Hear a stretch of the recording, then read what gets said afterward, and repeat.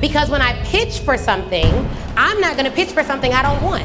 But when you only wait for the clients that come to you and the speaking engagements that come to you, you gonna get stuff you don't want. The way we price is I never wanna price for the value. I always wanna price underneath it. Now, let me explain that, because most people are like, wait, I thought you gotta get paid your worth. I can never be paid my worth. I am priceless.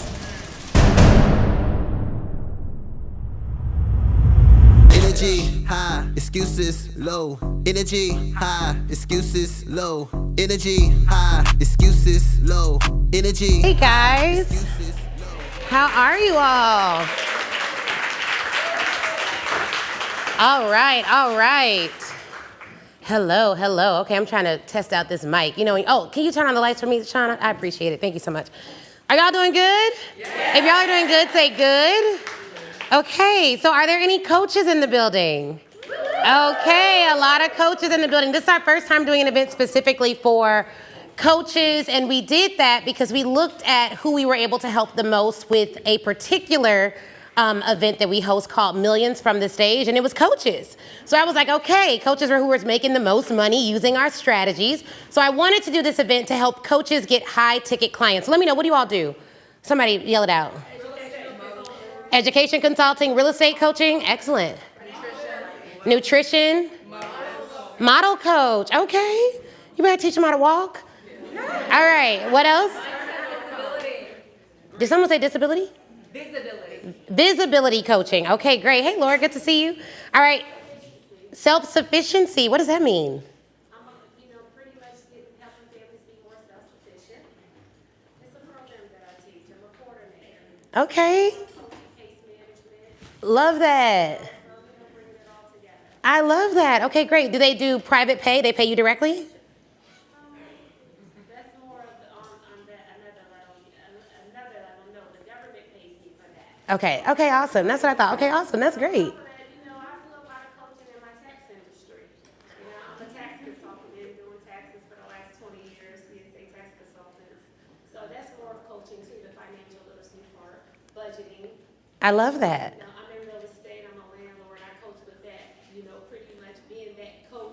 How to take care of your home, how to focus on your credit. So multi-talented, and coaching comes naturally. And I'm here today because my girlfriend invited me, and so far I was watching your videos, and I think I can do that.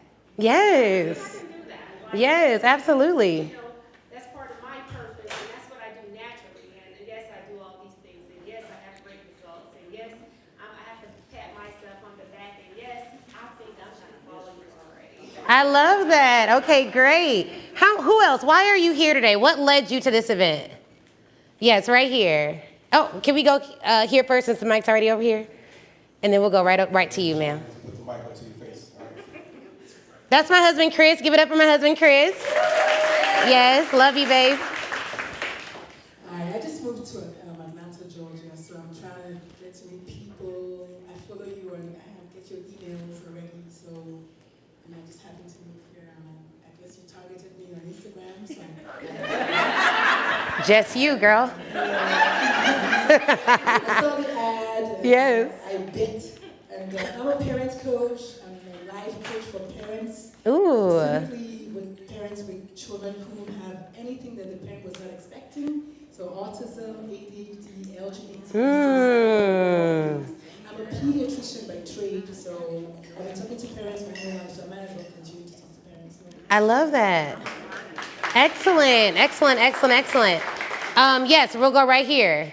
I'm a children's entertainer professionally, and so, but I also have another brand that is a health and lifestyle, which is actually, I would like to be a coach, a water coach, of actually helping women to drink more water. So, because it helped me, and I think that it could help many others, but just being that person to say, hey, have you drank your water today? Okay. Interesting. Really cool. Okay, we'll go right here. That is so funny because I say that 100 times a day to my kids. My whole family, my mom. But I'm Shaniqua Nicole, the Millennium Money Maven, and I help women learn how to invest so that we can gain financial financial freedom and live our soft life. I love that. Come on. I just got into the medium life. It ain't quite soft, but it's getting there. You know what I mean? It's giving tennis country club multiple times a week. So I feel like I'm medium life in it right now. Okay, I love that. All right, so here's the thing. How many of you have a community as a part of your brand? Okay, awesome. How many of you already believe you could get 10 to 20 people in a room for an event similar to this to talk about your offers? Okay, great. Is there anyone here who does not think they could do that? Okay, awesome. So our goal is to get you guys to believe you could do that at the end of this session. How many of you already host events for your business? Okay, I love that. How many of you have made at least $10,000 from hosting an event? Okay, how many of you have made at least $100,000 from hosting an event? Okay, Chris. We have Chris. Okay, excellent. Come on in, sis. You're in the right place. And y'all, we got the good church chairs for y'all. They asked about the foldables. I was like, no, give them the sanctified chairs. For the soft landing, okay? We gonna take care of our people. I told my husband, I'm like, these church chairs. My dad got these chairs in his church. Put them chairs together. Okay, great. So one of the things that we're gonna talk about is how you can land more high-ticketed clients. And right now, the easiest way to land high-ticketed clients, and that for us, that represents clients that pay $10,000 or more. For our brand, that's considered high-ticketed. How many of you all have an offer that's $10,000 or more? Okay, great. How many of you all want an offer that's $10,000 or more? Okay, how many of you have paid $10,000 or more for coaching or a service in the past? Okay, awesome. She put both hands up. She's like, I've paid millions of dollars. Okay, awesome. So who am I? How many of you, this is your first time ever hearing of me? You just saw an ad and you're here. You're like, I don't even know who this lady is. This could be anything. Okay, great. We're doing baptisms right after this. Gotcha. You know what I mean? So I am a nationally recognized speaker and I am an IP attorney. I had a $300,000 day job. Any of y'all have six-figure day jobs? Like had or have currently? Okay, so I left a six-figure day job. And when I came into entrepreneurship, particularly when I started following people, I do not want to dig on Atlanta because I live here now. I'm going to just not say the name of the state. But when I started following people in a particular state, all the stories are like, I used to make $10 an hour and then I launched $1 million business. I was like, baby boy, that ain't my life. So I couldn't launch a business and it not make money. There are some people that love that life. They be on the struggle bus of entrepreneurship for a long, long time. I'm like, I am not leaving a $15 an hour job. I'm leaving a $300,000 job at the #1 law firm in the world. I was on partner track and I planned to be on the Supreme Court. Now that Trump's president, I'm glad I went this route because would have probably been tough to get the nomination, but that was my job. Like I was on that track. Big law, only black woman, typical, right? Graduated Northwestern Law School cum laude. Northwestern's in the top 10 law school in the country. Went and studied international business in undergrad. I had no plans of being an entrepreneur. It looked risky. Entrepreneurs are like, ooh, I get paid. Hopefully 1 month I make, next month. I was like, ooh, that sounds awful. I'm not doing that. Literally, I told people I would never be an entrepreneur. They were like, why? I was like, because I like money. They were like, well, there are some entrepreneurs that do very well. I was like, I don't know about that. Still looks risky. Like my dad was an entrepreneur and did very well, but it looked like a lot. He had a building, he had a lot of employees, he had a mortgage firm. He would give out mortgage lending. So he used to say he sells money. So he would do loans and he did very, very well in that, but it looked like a lot of work. I hadn't seen a lot of people have a business that did not need borders and walls. And so I was a lawyer, but then somebody talked to me crazy one day at work. Anybody ever been talked to crazy at work? The way my pride is set up. That lady came in my office, that lady didn't look like me. She was like, this is trash and you need to go and you need to talk to your paralegal and make sure you go to her office. And I said, why do I have to go to her office? She's my paralegal. She was like, because she went to law school too, she just couldn't pass the bar. You need to show her some respect. I said, yeah, y'all gonna get my papers today. I called my husband. I was like, babe, I think I'm an entrepreneur. He was like, what? He was like, you leaving this job? What is your plan? I was like, give me 6 months. And in 6 months, we made our first $100,000. But it happened at the 6-month mark. For 5.5 months, we made nothing. $800 was what we brought in. But after that first 6-figure year, within 2 years after that, we had our first, I think 2.5, 3 years after that, we had our first $1 million year. And then after that, we had our first multi-million-dollar year. And this year, we were ranked 370 out of 5,000 companies in America for the fastest growing companies in America. And we won the Inc. 5000 award. So I'm a double Big Ten graduate. I've paid thousands of paying clients in our courses and programs, all centered around using your voice to make more money. The name of our company is Speak Your Way to Cash, which literally means whether you are getting paid to speak or whether you are speaking to a room, you should be able to use your voice and make more money. Somebody say more money. More money. Somebody say, I want more money. I want more money. Ain't nothing wrong with that. So many times people be like hiding from it, like, well, I'm comfortable. I'm like, I don't believe you. Nah, I'm not going for it. So growing this business has allowed me to meet titans of the industry, but nothing compares to meeting my clients. I hang out with my clients. We just went to the Maverick City concert. Before that, we bought a suite at Woman Evolve.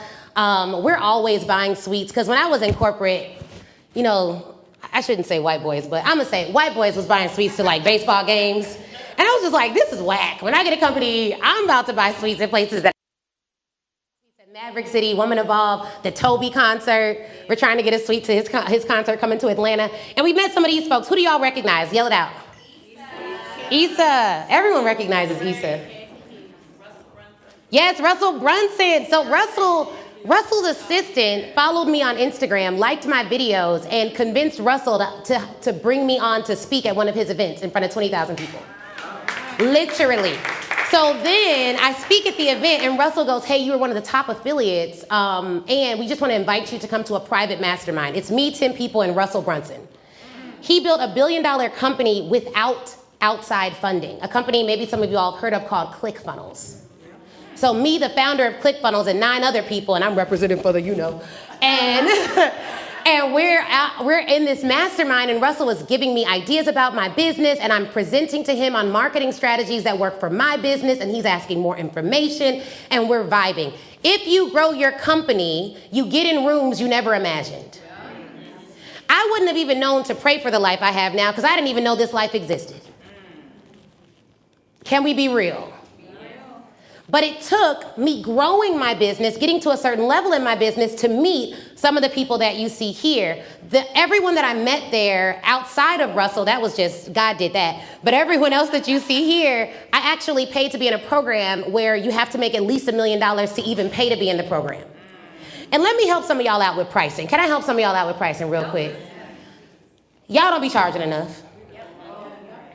And then when you don't charge enough, you don't make enough. And then you come to people like me and you like, but your price is this. I really want to get coached. I'm like, hey, you done went to that $10 an hour coach if you want to. This ain't that. I ain't got no discounts for you. So here's what I recommend you do. I recommend you get a perception of how money moves in America. Because I pay $20,000 a month to be a part of clubs where the only thing I get is to go and eat at the club and pay again to eat. And then you got to pay again to do everything else. It's called a country club. They charge us $1,000 a month. And then they say if you don't spend at least $1,000 a month, you still got to pay $1,000 a month because it's a minimum amount to be a part of the club. But then y'all got coaching for $200 a month. Nobody in this room, I'm sure. I'm sure, not you, not this room. But some people got coaching for $200 a month. And I'm like, I'm paying $2,000 a month just to get access to go spend more money with these people. They have requirements for that. And so a part of attracting more high-end clients is understanding how wealthy individuals think, move, feel, and act, and aligning your actions with that where you're at now. So if you don't understand the language of money, it's going to be very difficult to get money in the door. Does that make sense? Yes. Okay. Oh, yes. Damon John was probably my favorite person. Like, he gave me such fire advice. It's on my YouTube channel. You can see it. He made me cry and everything. It was amazing. He's probably he's so brilliant at business. Damon and Russell, brilliant. And then Jermaine Dupree, he was cool. Took a picture, got on out, but he was cool. And he spoke at the event. He did a great job. So we met all these cool people, but nothing compares to the 7,500 people whose lives we've been able to change. And that's our customer number. First things first, all of you should know how many customers you've served. Okay? All of you should know how many customers you've served. And then we've had hundreds of private clients. Those are clients in our mastermind. Where the mastermind at? Probably in the front row. Yeah, woo, woo, woo. So we got a couple mastermind. Oh, girl, I didn't see you back there. Answer that. Answer that to the mastermind. Changed their hair up and everything on me. Y'all, sisters be changing their hair. Then y'all be like, she acted like she didn't know me. Last week you was red. I didn't know. How I'm supposed to know? I can't keep up. Charge it to my head, not my heart, okay? So we've had hundreds of private clients, won multiple awards, and millions of dollars in revenue earned in 1 year. And across the life cycle of our company, we've done over $6 million plus, most of that being done since 2022, okay? And so the first thing I want to say is when I decided I was going to make $1 million a year in business, I made $1 million a year in business. Before that, I was playing games. And I was playing games and I was moving like everything was okay, even though everything wasn't okay. And it took, because again, my pride be getting me in trouble, but it also be making me really, really good at stuff. Because I got pride, like I do. So literally, I wanted to get into this program, and the program was like, well, you can't get in unless you make $1 million. And I was like, well, I make $500,000 in 2 companies, so can't you just add that up and make that $1 million? And they were like, no, because you have to make $1 million in 1 company. And I said, fine, I'll just go make $1 million. And literally that year we made $1 million. There were 3 things that changed. Someone say 3. 3. Number 1, I invested in every single person who could help me get there. I did not care. Because if I wanted a new car or if I wanted a new vacation, I wouldn't have cared. So I was like, what y'all got? Y'all got payment plans, y'all got offers, y'all got options. Teach me your ways. That was number 1. And I invested with people who didn't have the same degree qualifications as me. Where my educated folks at? Bachelors, masters, doctorates. Okay, you know you be judging people who ain't got no degrees. You know you do. I ain't gonna look at nobody. And then I went to a good school. I was like, I ain't never heard of your school. I went to a top 10 school in America. They was like, okay, well, I ain't got no degree. I got one of the degrees you can buy over down the street in Atlanta for a doctorate. I was like, oh. I didn't know they giving them out like that, you know what I mean? So I didn't care. I was like, bro, you got a doctor that ain't real, but you know ads? Teach me your ways. What do we call you? Doctor so-and-so. Teach me your, I didn't care. I didn't care what education they had. If they knew something I needed, I bought it, period. My husband was like, you gonna buy another product? Yep. This one is a good one. This the one right here. You ain't met nobody like this one. So I bought everything. Number 2, I launched every single month, sometimes multiple times a month. What does that look like? If we do a webinar and it doesn't make enough money, guess what I'm doing? Another webinar, and not in 30, 40, 50 days. We're doing something within that period to make more money. And then number 3, I stopped hanging out with people who didn't have money. Now here's the thing, I'm not saying cut off broke family and friends. What I'm saying is they can't speak into my vision for the future. So we can have conversations, they just ain't gonna be about money, business, or what I got going on. How's everything going? Good. What you doing? You know, we run this little company, I ain't worried about it. I'm not going into detail I'm not welcoming any negative feedback about what I have going on. Now there's some people in your life who don't understand what you got going on, but they speak positivity. All of them stay. But in my mind, I'm listening to podcasts, I'm listening to books, I'm reading all the time. I did not read nonfiction or fiction books. It was all about business. And Chris will tell you, because I just got a hobby. And I was scared. I was like, if I get this hobby, I hope my business don't drop. He was like, you can have a hobby? I'm like, okay. But in my mind, I ain't tied my hobby to business. So tennis is my hobby, but also we do an event at the end of the year, Speak Your Way to Cash Live, and the theme this year is Olympic level cash leads, which is the name of our community. So I was like, great, I'm gonna become a top athlete all year. And then at my event, I'm gonna show them before and after pictures. And then I'm extra. So I was like, this works perfectly for my goals. So everything has got to be aligned. So those are the 3. The third thing was mindset, right? That was a really important piece. So this was us ranking 370 out of 5,000 companies for the Inc. 5000 list. This is what that looks like. This is 5,000 dots. 370 is that top red half. That's where we ranked. And I had my team pull the data, and I was like, how many black companies are on this list? They got through about 1,000 companies and only found 40 or 50 other companies. And I told Inc. editors that too. And I was like, and why aren't I in the magazine? Because I had my team pull the data. And it looks like y'all only got about 40 of us. So they're like, who is this girl?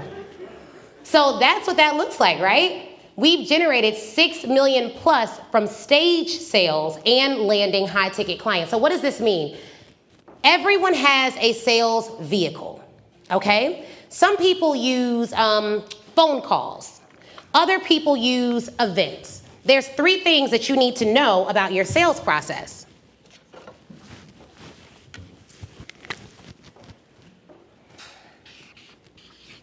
You have to have a process that attracts leads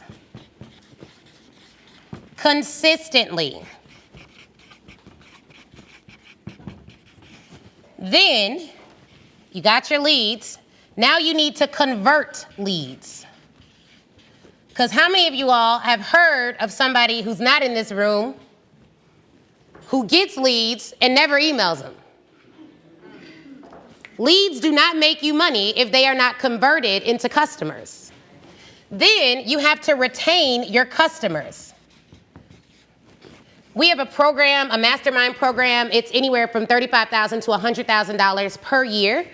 And last year, we retained 80% of all of our customers, which meant that they had such a great experience that they all were like, we coming back for a second time, outside of 20%. And within the 20%, several of them had already been in our program for 2 to 3 years. Okay? And so one of the things that I say is, this is like, to simplify sales, it would be 1, 2, 3. Get leads, convert leads, retain leads. What is your system for getting leads? For us, this event was a lead generator. We had over 360 people register for this event. Now, because it was a free event, we knew we'd only have about 10 to 20% of people to show up for the event. But everyone that bought VIP came to the event. So what does that tell you? Always sell VIP, and when people pay, they pay attention. So there is no intentionality with anticipation. So when people say, oh, yeah, that sounds like a great offer, I can't wait to take advantage of that, but they don't put no money down, that ain't real, okay? Like, people will pay for what they need, and they will pay you for what they need, okay? All right, so leads here, attract the leads. Then you want to convert the leads. Now, converting the leads could look like, hey, I'm going to do an event like this, make an offer at the event, and then you go from a free lead to a customer. Now that lead is converted. So you want to have a vehicle by which you're going to convert your leads. Then you need to retain your leads. So when I say retain your leads, what do I mean by retain your leads? That means when they come to you once, you want to know how many times you can have interactions or sales from one person. That's retention. So you can get down really nitty gritty with the data, and you can see how many of the customers that we've retained can we ensure come back and spend money with us. Okay? All right. Maggie, did you need something? Okay, awesome. All right, leads, convert, retain. All right? Attract the leads, convert the leads, retain the leads. Those are the 3 parts to making a sale. Okay? All right, awesome. So keep that in mind as we go through today, because that's going to be the thing that's going to tell you guys what we need. All right, attract, leads, convert, retain. Okay. What's in store for you today? Huh? Chris, come here for me. Stay until the end and learn the 3 vehicles to land high-ticket clients that you can implement within the next 30 days to close clients by year end. What does that mean? That means that if you all stay until the end, you're going to be able to utilize this information before 2024 ends to make more money. Somebody say before 2024 ends. All right, here's why you're here. Here's why you're here. We're going to go through the 3 vehicles, and then we're going to talk about an opportunity that I have to work with you all more deeply, say deeply, on growing your event-based business. Does that make sense? Yes. Okay, excellent. So let's get into it. Y'all ready? Say ready. Ready. All right, y'all got y'all notes out? Yes. All right, let's go. Number 1 is networking, but we're going to get into the nuances and the details of networking specifically so that you don't have to wonder how to network or where to network. There has to be some strategy about how you're networking. So number 1, attending other people's events. This is great networking. Okay? When you attend the event, here's what you need to do differently. And for those of you that are in the front row, you're VIP, you'll have a chance to ask questions and do hot seats and stuff. And if we have extra time, we'll take questions from everyone else. But you want to ask a question at the events. Can I tell y'all, I have landed tens of clients from going to other people's events and asking questions. Another thing that we've done to land clients at other events is I'll go to the event and I'll be dressed like it's my event. Makeup done, hair done, heels on. I take Sean with me to tons of events. Sometimes Sean's there taking photos and videos. They're like, excuse me, I just want to introduce myself. I'm like, hello, good evening. I'd like to meet you, Ashley Kirkwood. Like, why do we do that? Well, I do that for a couple of reasons. What was happening was I was going to these events and people were coming up to me every time I went to someone else's event giving me testimonials and I didn't have no camera. I was like, this information is so good, but really I just want it on camera and it feels really rude because this lady is crying right now to be like, you mind if I record this? So I was like, I just need to take somebody with me. That way I don't gotta look like, because it is awkward, because it's like, girl, pour your heart out, but also for my business, I need testimonials. You can just run that back one more time. You know what I mean? They're like, no, girl, the moment is over. So I would take a cameraman with me to events, and he would just be chilling in the back. I'm mic'd, they're not mic'd, but he would catch so many raw moments. Like there'd be times where I'd go to an event and I'd pray for someone. I didn't plan that, but he would capture it. And then at the end, I'm able to share that with my audience and they get behind the scenes. One thing that you all will see from us in 2025, we're launching a reality show on our YouTube. So twice a week, we're gonna have a videographer come and just record what we do day to day. And then we're gonna edit that in and make it a reality show. Why? Because people wanna see the real. And I find that if you are selling products and services that are $35, $45, $55, $100, $120, $150, $200,000, people really want to trust you first. And that trust is built not just in how you run your business, but how you run your life. All of a sudden, for the first time, we're hearing Beyonce speak. Why? She needs a personal brand. Her business brand is her music. But personal brand sells products. And now that she's going from music to selling products, one of the things that Beyonce didn't necessarily have that I saw Rihanna have a little bit more was we know Rihanna's voice. We can almost guess what Rihanna would say in certain situations. I can't say I know that for Beyonce. Rihanna's a little bit more raw. She's more out there, more authentic, more edgy. And so when she launched a brand that had nothing to do with her music, it took off instantly. And now I was like, is that Beyonce at Kamala's? Oh, here we go. She's speaking. I love that. You know what I mean? So even though billion-dollar brand, business brand, that personal brand allows you to take what you built in your business and make money in a variety of different verticals. And so I love that we're seeing celebrities speak more. So number 2, joining mastermind and coaching communities and showing up. Our coaching community literally is home to some of the most brilliant women experts and men experts in the world. They're brilliant, they're solidified, they know what they're doing. That community is amazing. We have a client in our community, she's a publicist. 60% of all of her revenue came from our community. Why? Because every time she gets to the mic, she says, hello, I'm a publicist. I have a 100% success rate of getting people paid, getting people media opportunities within 90 days. She says it I know her one-liner. I hired her myself. I was like, well, shoot, here you go.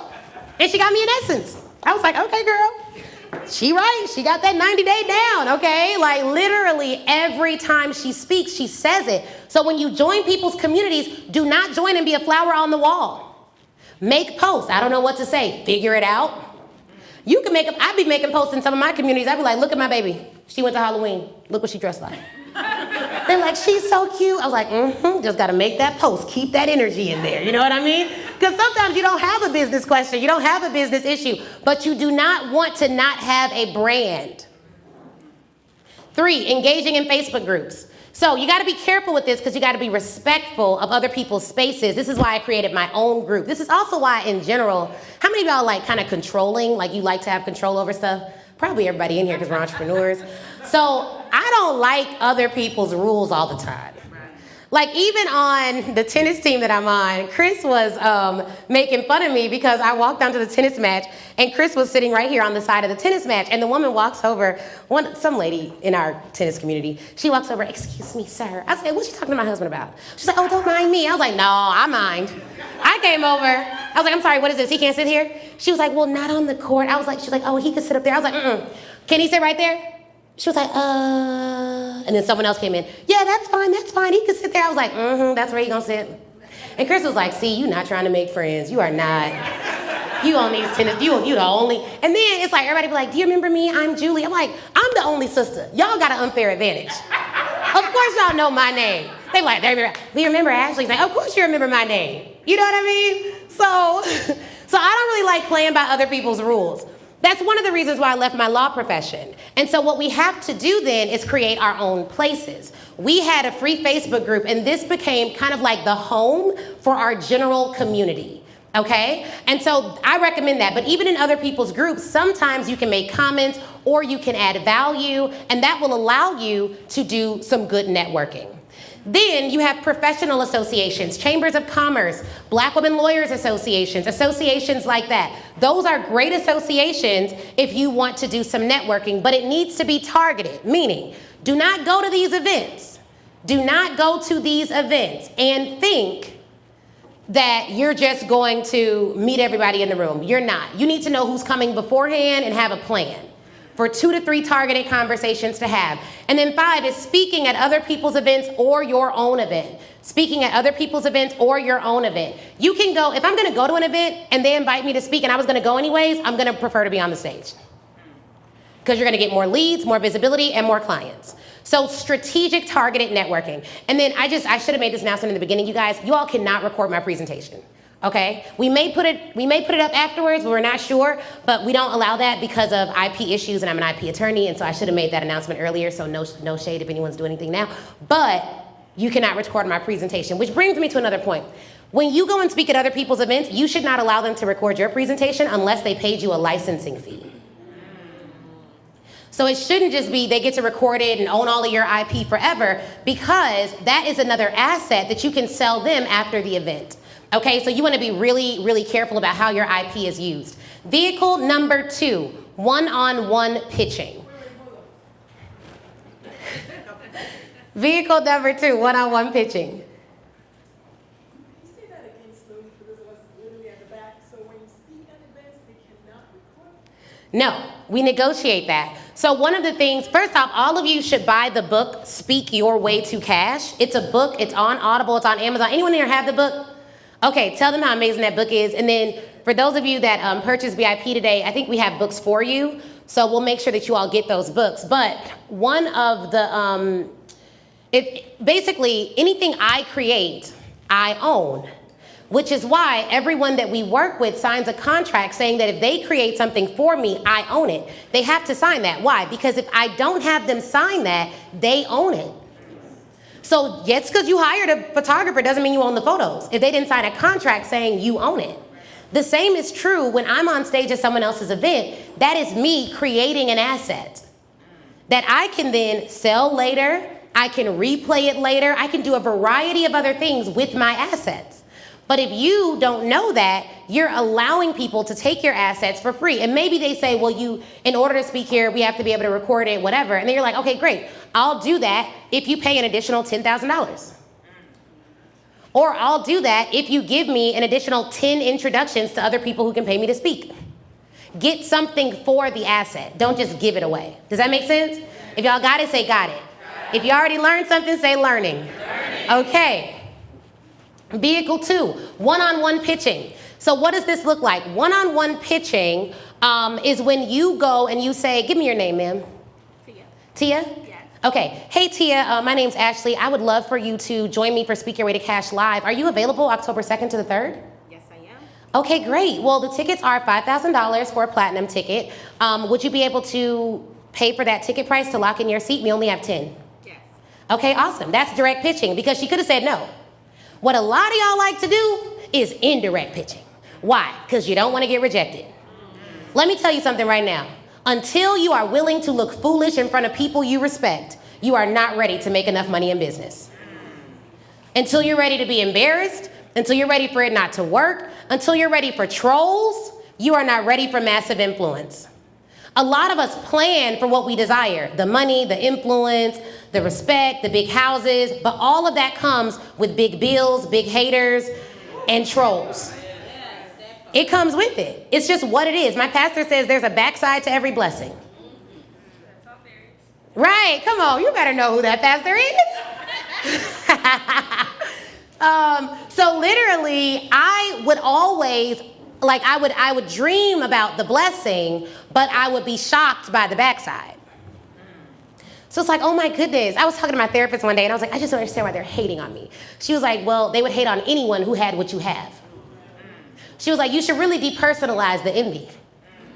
Because if it was not you there, it was just some other woman who had a baby and a husband and just got the house of their dreams and makes millions of dollars and travels around the world. Then you got the nerve to play tennis 4 times a week and go to country clubs like you ain't running a multi-million-dollar business. They would be hating on that. So they don't hate you, they hate what you have. And it's not even about you, it's about what you have. So depersonalize it, plan, prepare for it, and when you identify it, move differently, but don't personalize the haters. Because it ain't even about you. Anyone who had that same stuff, they be hating on them too. So one-on-one pitching, it requires you to get rejected, but it also means you always are going after best fit opportunities. Say best fit. Best fit. Because when I pitch for something, I'm not gonna pitch for something I don't want. But when you only wait for the clients that come to you and the speaking engagements that come to you, you gonna get stuff you don't want. Who's there? Who's gotten that? You'd be like, come and speak at this girl boss brunch. I'm like, oh, okay, great. What's your budget? Oh, no, we don't have budgets. I'm like, but it says it's the girl boss brunch. They're like, no, we don't got no money. But we just mean come and just look cute and look like a girl who's a boss. We not paying you for that. It's like, oh, okay, well, who's gonna be there? You know, like, will it be our tight idol audience? Like, what are their profiles? What do they make in revenue? We don't track none of that data. It's like, okay, see, this is why I pitch. Because I would have never pitched for this, but it came to me. And can I help y'all out with something? Say, help us? The bigger your brand gets, the more you get stuff you didn't even, it's like, I don't want this. Because it goes from a small community where everyone is targeted and everyone's in your ideal target to it getting bigger. And once it gets bigger, you don't always control everyone who's in your audience. So you're gonna have to be really clear on your messaging. Okay, great. All the ways you can do pitching. Instagram DMs, LinkedIn DMs, warm outreach to people who already know you, cold emails, direct referrals. Like when you look at these Instagram DMs, LinkedIn DMs, warm outreach, cold emails, direct referrals, and if you all can take a picture of this. If you take a picture of it, tag me on Instagram at the Ashley Nicole Show so I can know you're here and see who was at the event. But all of these are different ways that you can literally grow your business. How many of you have more than 500 Instagram followers? Say, I do. I do. How many of you have DM'd those people? All of them? Really? How many of you have DM'd? Come on, sister. What's your name? What's your name? Nisha? Nisha said, I have DM'd them, okay?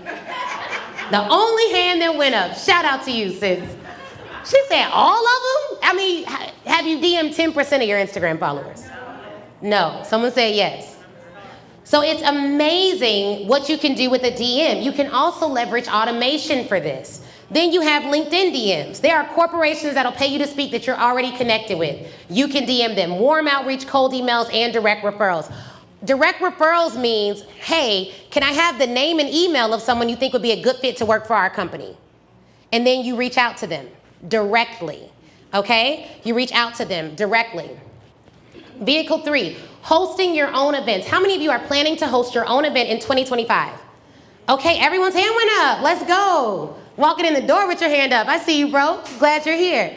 So this is great because this has been an incredible vehicle. It is like my most favorite way to get new clients. It's also my favorite way to build community. Someone say community. Community. Brands that last through recessions and downturns have community. Especially when you sell services. So you got unnamed coach over here, and it's like, yeah, that's cool, but we don't know anything about you. Or you could go with someone who, like, you've seen their kids, you know who they are, you know them, you've been to their events, you've touched them, you know they're a real person, you felt their energy, because I know y'all be intuitive, especially in Atlanta. Everybody's intuitive in Atlanta. Like, I just felt in my spirit. I'm like, okay. But why you don't go by no so-and-so no more? I felt something. I was like, okay. Feel it, girl, feel it. So you can like feel them, touch them, feel them, you know they're real. So you can host your own events. There are 2 types of events that we've hosted. Really, there's more, but 2 big types, and I'll give you a bonus one. Somebody say 2. 2. 1, conferences, right, she said they had a bonus. 2, micro events. And 3 would be intensives. Intensives.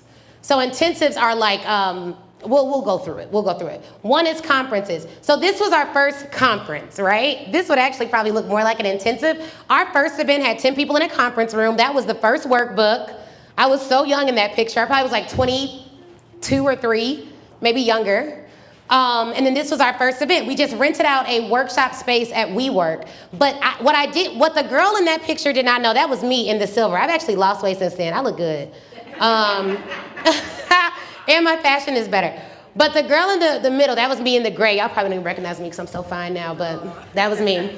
And what I did not know was that event was the start of our multi-million-dollar business. I did not know that. I was just doing what people asked me to do. They kept asking, how are you getting paid to speak, Ashley? How are colleges paying you? How are corporations paying you? How are you negotiating these deals? You got 15 grand to sit at home on Zoom for 40 minutes. How did you do that? In the pandemic, people are shutting down their businesses. Yours tripled and quadrupled. How did it happen? And so that event was the start, because when people keep asking the same question, instead of you answering one-on-one, you need to answer them all as a group. That's called efficiency. Someone say, be efficient. Okay, so that was the start of the multi-million-dollar business, but I didn't know it because it was only 10 people in a conference room. Let me help somebody out who feel like they don't got enough people coming to their events. They raised, I didn't even say raise your hand. She said, it's me. That row, y'all all felt each other. Y'all all sat right next to each other. Intuition, right? So let me help you guys out. Most people don't grow their events because they don't have enough events.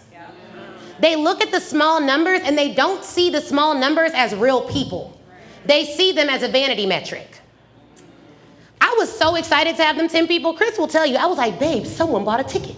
One more person bought a ticket. One more person bought a ticket. We have 5 people registered for VIP here. We've done events with hundreds of people and made millions of dollars. I called my husband, I was like, babe, we have 5 people registered for VIP. I was so, I still get very excited. Every single time one person makes an investment with us, that means I'm gonna help one more life change. And it matters. And they're real people. It's not like, these are not AI people. These are real humans. So if you have 10 people, 5 people, 2 people, 3 people that show up to your webinars, that like your live videos, that watch your live videos, if you treat those 3 people like they are real people, like you speak it in a stadium, you give it your all, it will grow. This was our first event, 10 people. I think we made like $1,000, if that. I didn't even know that we would keep doing it, but everyone there was like, you have to redo this. Because for them 10 people, I ate down. I taught them everything I had. I had like notes and whiteboards. We was going in. This was our second event. On the right, my right there. That was like our second event in Chicago. Way more people. That was our first event in Georgia. Jasmine Womack was one of the speakers. That was our first event in Georgia. And literally, you guys, at that Georgia event, it was after we had that event. So literally, this event right here had like 30 people. I was so excited. I was like, we taking this show on the road. We did an event in Atlanta, and the numbers actually went down. How many of y'all know you can have a huge event or a huge month, and you could double back? Can we be real? See, coaches don't talk about this, which is why people be having mixed up expectations of how revenue grows. That's not how it works. We went from 30 people, then we probably had like 10. I was like, space out them tables. Put 2 people to a table. My team knows. Even today, I was like, yo, it's a free event. We could be 10 people. We could be 300. We don't know. 360 registered. I was like, be prepared to remove chairs because my event ain't going to look empty. I'm going to tell you that right now. Okay? I was like, be ready. Okay? So this was our event in Atlanta. This is my dad. He spoke at all of our events. He didn't speak at Black Women Sell Live, but he'll be speaking at Speak Your Way to Cash Live. He's amazing. He has a book out on Amazon. Y'all got to go buy my daddy's book. It's called From Foster to Favor: How He Overcame Everything to Build His Own Multi-Million-Dollar Business with Faith. And it is a good book. It reads like a movie. I may try to sell it to Hallmark or something, but it's really, really good. It's a really good event. Keith Williams. Yes, go buy my dad's book. It's so good. And I need to do a book launch for him in Atlanta too. So the events only got bigger. So this was 2021 right here. Now this up here was 2020, we did it virtual. Then we did a 2021 event. Now our first 6-figure event, that event right there on the left with all those people standing up, that was our first event that did $5,000. And I couldn't believe it. I was like, oh my gosh. Literally, I went to an event and I saw a guy who I ended up getting coaching from him later on, but I saw this guy get in front of the room, and he asked everybody to buy something. And people bought. I was like, well, I ain't doing my events right. Because I just sell event tickets. And this was so long ago, you guys, but that blew my mind. I was like, I should be offering something. I went home, I was like, okay, here's what I'm gonna do. It's like, I'm gonna pay this man, and then I'm gonna figure this out. And we did an event and we made $5,000 in upsells, not including the ticket revenue, which brought in another couple of $1,000s. That was our first time making close to $10,000 from an event. Now, mind you, at this time, I believe I was still, at this time I had just started my own business and my law firm was doing hundreds of thousands of dollars a year. So $10,000 really shouldn't have made me know to go all in. But what made me go all in was how excited the people were in the room. Because I would do a trademark for somebody and wouldn't nobody clap and applaud. I was like, okay, where is the applause? They did not care. They were like, all right, whatever, I need my trademark, whatever, I don't want to do this. But I would do an event like this, and I would teach women how to believe in themselves more, teach them how to make more money. They would go out and make money. They'd come back and be like, I made more money, oh my God, this is crazy. I was like, I told you, girl. And then they would come back, and then they would bring friends. I was like, there's something different about this. And it's one thing to believe you can help people. It's another thing to see it happen in real time. I was hooked. I was like, we got to grow this coaching business. And so then the events got bigger. This event right here, 2021, that event did about $400,000. $400,000. And it could have done more if we were organized. Like if we really knew. Because what happened was, have y'all ever tried something and you're like, this should probably work. But then you're like, this really worked. My husband was running in the back. He's like, everybody's trying to buy. Everybody's trying to buy. I was like, well, sell them. He was like, I don't even know where the link is. I was like, my Lord. I was like, this is not going to work out. And he went and found the link. And I literally, because y'all know I have control issues. So they were like, no, it's okay, babe. Do your speech. We'll close the room. When I saw it was money walking out the door, I said, I went out myself. I said, ma'am, what's your name? Okay, give me the card. This the link. I started taking payments myself. He was like, what are you doing? I was like, selling, okay? I told my team this morning, I was like, let me make some sales calls before I go hit these tennis balls real quick. I am not above it. I don't care what our company makes. I'm like, we are going to keep growing this mission. Because here's the thing, y'all. Y'all got to believe in what you sell so much that you will actually fight for people in the sales process. Many of y'all give up because you think you don't want to bother them, you don't want to hurt them. You don't look at it like saving their lives. Now, I may cut this out because I know it's always people on both sides of the aisle in every room. But a lot of people were very upset about the election. We know at least half of America was. 80% of black women voted for Kamala Harris. My audience is 80% black women. A lot of my audience was a little stressed out. We did a call. Do you know in my friend group chats, not a single person brought up the election? But do you want to know why? Because they got money. So they were like, that's sad. We'll donate more next time. It'll be okay. Literally. And so I don't say that to be lack empathy, but what I'm saying is teaching people to make more money in their business is literally life and death. It's literally life and death. If you don't got money, you can't hire good lawyers. If anyone in your family gets unjustly locked up, which can very easily happen even if they did nothing, they are going to get convicted, absent a miracle. And some things I want miracles for, but I shouldn't need a miracle for everything, right? And so we have to sell with that same passion and vigor. So I can't even let somebody get off the phone with me if they're like, I know I need your services. I know I need your help. I know I need this, without going to war for them. What's the problem? Oh, it's the money problem. It's not a money problem. What's the real problem? Well, I got to do A, B, C, D, E, F, G to do it, and I got to. Great. So it sounds like you have the money. It sounds like it's a priority issue. Do you believe, yes or no, this is going to make you more money in your business? I do believe that. You know how you show me you believe that? How? With your bank account. Because you want your life to change with everything you got right now, and with everything you got right now, your life the same. So make another choice. Because if it was a vacation with your besties and your friends and Beyonce was singing, you'd be there. How is your business not more valuable? And this is a write-off. Most of y'all, how many of y'all sell stuff that's a write-off? So it's basically free.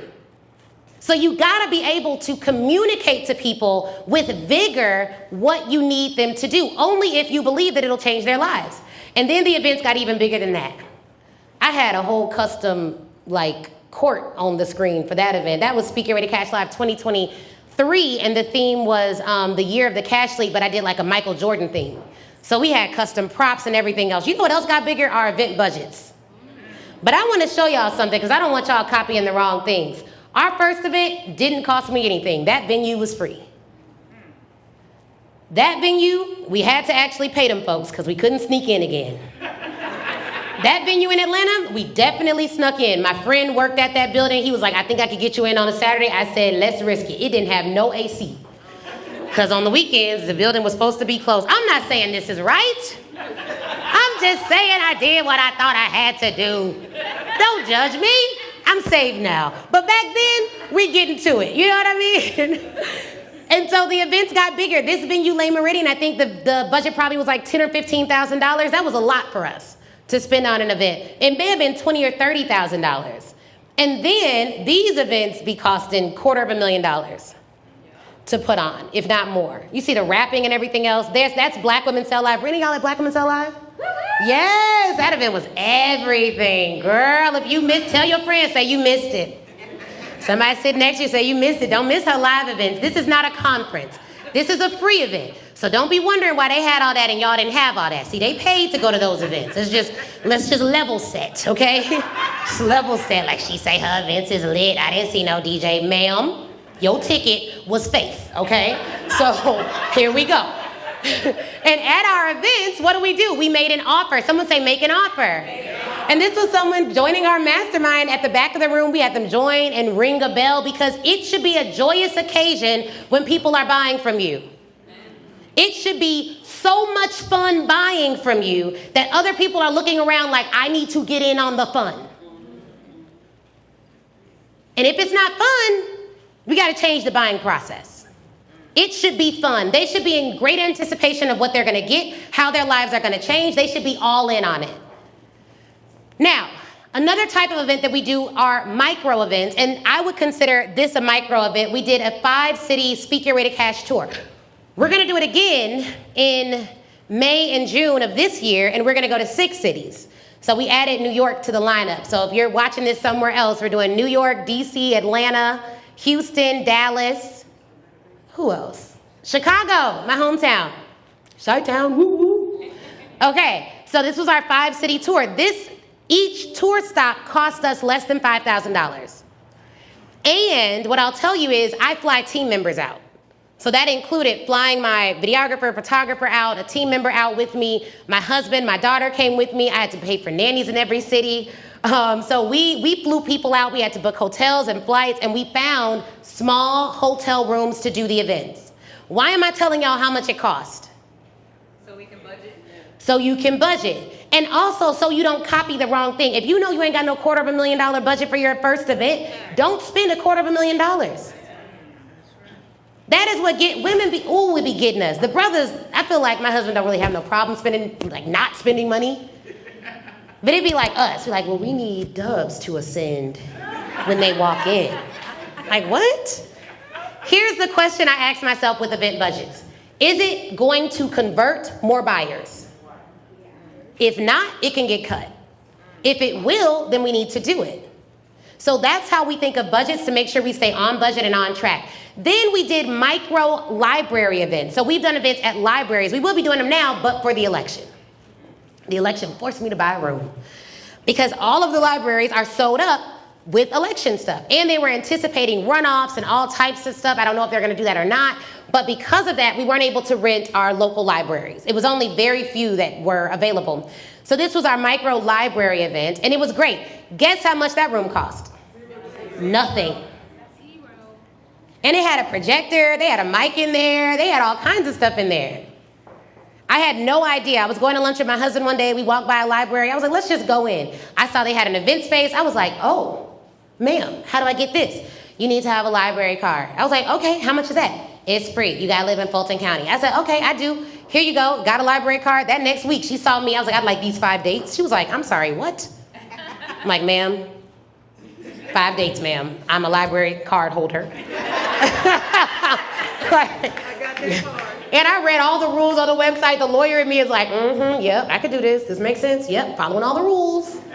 You know, like we booking them in advance this year. Library event. Did a library event. We spent that $1,000, $2,000 on advertising. Had 70 people in a room. And it was amazing. And at the event, we gave them an opportunity to continue to work with us after learning about us. So that was amazing. But it was a free event. The rule with libraries is you have to have a free ticket option because it has to be open for the community. Now, every county may have different library rules. So check your library rules about what you can and cannot do. But this is amazing for people who are like, yo, this is my offer. This is exactly what I'm going to teach. I'm going to teach you this one thing. Come to this event. And then at the end, you tell them how they can work with your company if they're interested in that. Excellent option. So how do we make an event successful? Pre-event strategy, during event strategy, post-event strategy. Before the event, your goal is to get buyers, not bodies. Someone say buyers. Not bodies. I have known people who've done events with thousands of people in the room, but they were bodies, not buyers. What does that mean? They were not pre-qualified to be in the room. So even with a pre-event like this, how many of you all filled out that form that said like your revenue amount, your company name, your Instagram name? Okay, great. See, some of y'all defiant. I see it right now. That middle row is gonna be a problem. That row is gonna be a problem. Ain't nobody lift their hand. But yeah, so we ask pre-event questions because that allows us to figure out of the people attending, how many are potential buyers? Where are they at in the buying process? Where are they at in the awareness process? Do they know who we are or do they not know who we are? So pre-event, you wanna get data from people. Stop having people sign up for free stuff and you don't ask them no other questions. They're already not paying you in money. The least they can do is pay you in time. Fill out the forms. Have someone on your team follow up if they did not fill out the forms. Then during the event, your event has to be optimized for conversions. Optimized for conversions. What does that mean? What you say, what you do before, during, and after the event has to be optimized to lead them to a buying decision. If you don't do that, it won't work. Post-event strategy, what does your follow-up look like? How many of you have done a webinar or a live event and then you've never followed up? How many of you have done a webinar or a live event, people didn't come, and then you never even sent them the link for them to watch the replay? You gotta follow up. So when it comes to pre-event, you're gonna find out where they are in the buying cycle. When it comes to during the event, you need to set up your curriculum at your event to lead them to a buying decision. This means doing mindset content. Someone say mindset. Okay. After your event, you're gonna have to follow up with them. Now, during the event, one of the things that we do is called, we give conversion talks. This is a talk that is curated to make a particular offer. It helps to convert them from being an event attendee to a customer or a client. That kind of a talk is very different than your traditional keynote speech. Most keynote speakers get on stage to make people feel something. If you're an entrepreneur, you should get on stage and make people buy something. Y'all see a difference? Yeah. And I know a lot of people who give pretty speeches that aren't profitable because they haven't considered what needs to be in the talk in order to make someone buy. So what will you do? How many of you all are going to do an event? Okay, so VIPs, give me your event questions. Who has an event question? You have one? Okay, come on up. We're going to give you a mic. Come on up. We'll do an event hot seat. Yeah, you can give it to me. Oh, yeah, that'll help with the stare. If y'all got some good stuff, say good. Good. Yep. Thank you. Sit down. Mm-hmm. Yeah, you can sit down. As y'all can tell, I don't like being in front, but it's okay. But you're going to do an event, right? I am going to do an event. Oh, so this is great. You got to get used to it. I guess I better get over it. Yeah, you are, for sure. Okay. Okay, what's your event question? So the question that I have is, how do you handle the people that are consistently bombarding, but they really don't want to be at the event? Meaning they come in, they sit at the back, or they're busy moving around. How do you get them to really stop with all the noise and really take part in the actual event? Because they came either because it was free or they pay for something, because I've been to events and they're consistently just having their own event at the event. So how do you During the event. during the event? So how do you Are these stop large that? events? Large. I've seen it at large and small, and I've spent way more than I care to be having another event right behind me. Yeah, do you report it? I try not to. But Why? Because I'm there to partake in it, because it disturbs me to have to get up and go out. I feel like I've missed something that I paid to be there for, but then I can't focus. So one, email the event organizer from your phone. Okay. And let them know, hey, there's someone behind me doing A, B, and C. If it's someone who really does events, like they do this, they will have someone like watching that customer service thing like a hawk, especially during a live event. But two, in terms of being an event host and making sure people are paying attention, you have to command that from the stage. Okay. At our events, we don't have a lot of that. Like y'all was at Black Women Sell Live, did y'all see that? No. Nah, we don't play them games. Yeah. And I got a little gangster in me too, so I think that helps. Like people be like, she said, but she feel like she may be a little cray too, so I don't know. Like you have to command your stage. Like there was someone who came in this event who wasn't supposed to be in the room, and I was like, I was trying to do the, I be trying to non-verbally communicate to my husband, like, get around here, you know what I mean? And he's like, I'm like, dang, babe, you been married almost 13 years. Y'all know what that means? Y'all know what that means? I'm like, Chris, come to the front. I will tell. And then sometimes, if it's so egregious, like we had people who were doing things that were just like not good, and they reported it to us. Like, hey, they're recording, they're doing this, they're doing that. They're trying to like convince people to like work with them, like shady stuff. Right. And I said it from the stage. Right. I like at that point, you got to say it from the stage and level set and say like, hey, look, now y'all know I'm on my faith walk. But I was a trial lawyer, meaning I signed up to fight with my words for my whole life. And in college, I was fighting with my hands too. So I'm just here to say, you know what I mean? Like you just sometimes you got to make a joke about it, but you also want to make people know like I'm serious. Right. And then I do sue people. It's real. No, okay. That And part. win. No, okay. So, not just sue and win, but like you have to say that so that people know like I'm not to be played with. Right. And I think that goes back to you have to be comfortable enough, confident enough to be disliked to be a leader. Okay. Leadership requires and almost invites some level of hate. So you have to get comfortable with that. So even having difficult conversations, I don't like doing it, but sometimes I have to do it. Sure. You have to do it. So that's a part of being a leader. And I always look at it like there are certain things that I go through and I'm like, okay, if I'm going through this, it's because God wants me to be a better steward of where I'm at so I can steward way, way, way more. Correct. And if I'm ever not growing, I'm like, okay, Holy Spirit, show me what I need to work on so that I can handle the next level of elevation. Absolutely. Because there's a reason for everything. Yes. But I would call it out. I try to not call it out from the stage unless it's more than one person doing it, because you never want to embarrass one person at an event. If it's one person doing it, my team privately goes and talks to them. And on my staff, at my last event, we actually had a police officer. No one knew, but she was a full-on police officer. So I was like, handle my life. You know what I mean? Because ain't nobody gonna expect that. She's like, no, actually, like show them the badge. So that's another thing. And then as your events get bigger, you have to have security. Security. Okay. Yeah, because people are so excited by you and they may come up to you and just be very aggressive. We've had all types of stuff happen at events. I've gone to other people's events, like even big events I go to in Atlanta, I need security. Like I've had guys try to follow me to my hotel room. Yeah, on some, I just need this marketing advice. I'm like, bruh. Like, you can get that in the lobby. You know what I mean? And so I think that one of the things that you have to be cautious of is your environment so that you can make good decisions, but you are going to have to address it either privately or publicly, depending on how widespread it is.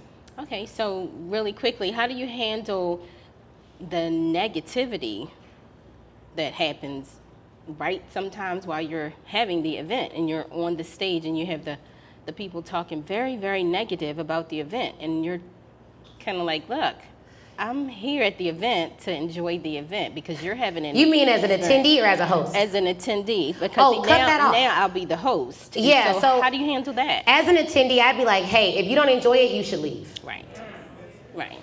You should leave. But I'd be like, but I'm gonna be honest, I'm enjoying it and I don't want you ruining my experience. That's correct.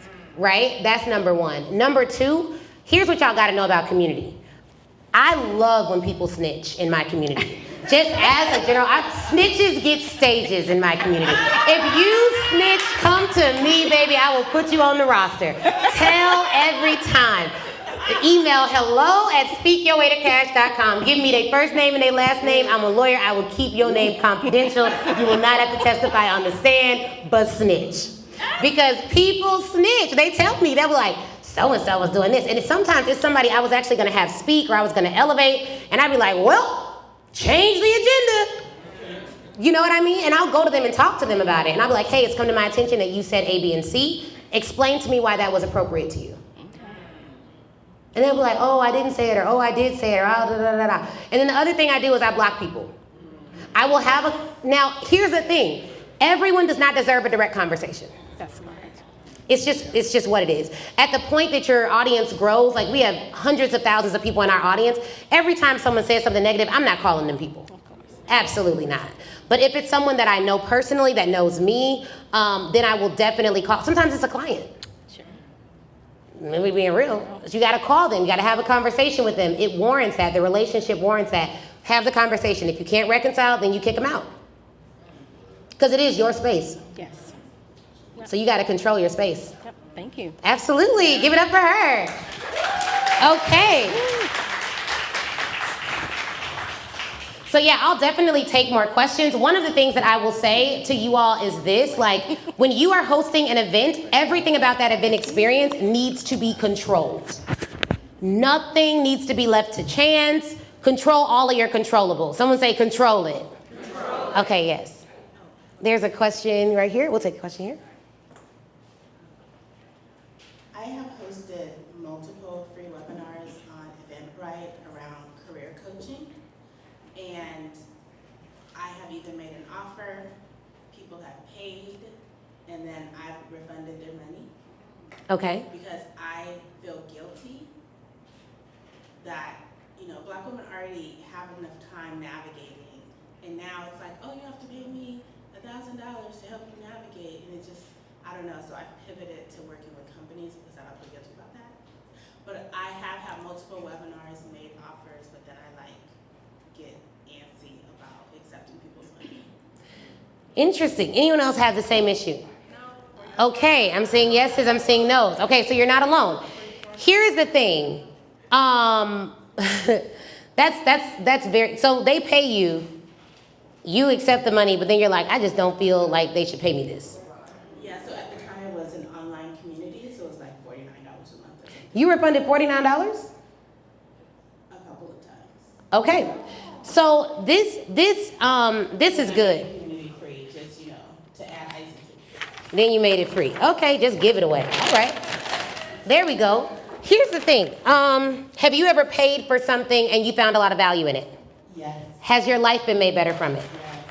Okay. So if you were, the things that you're thinking about that you paid for and your life got better from it, if those things were free, would you have valued them the same way? So every time you don't let people pay you, you're robbing them of accountability. Because everything we pay for, we want.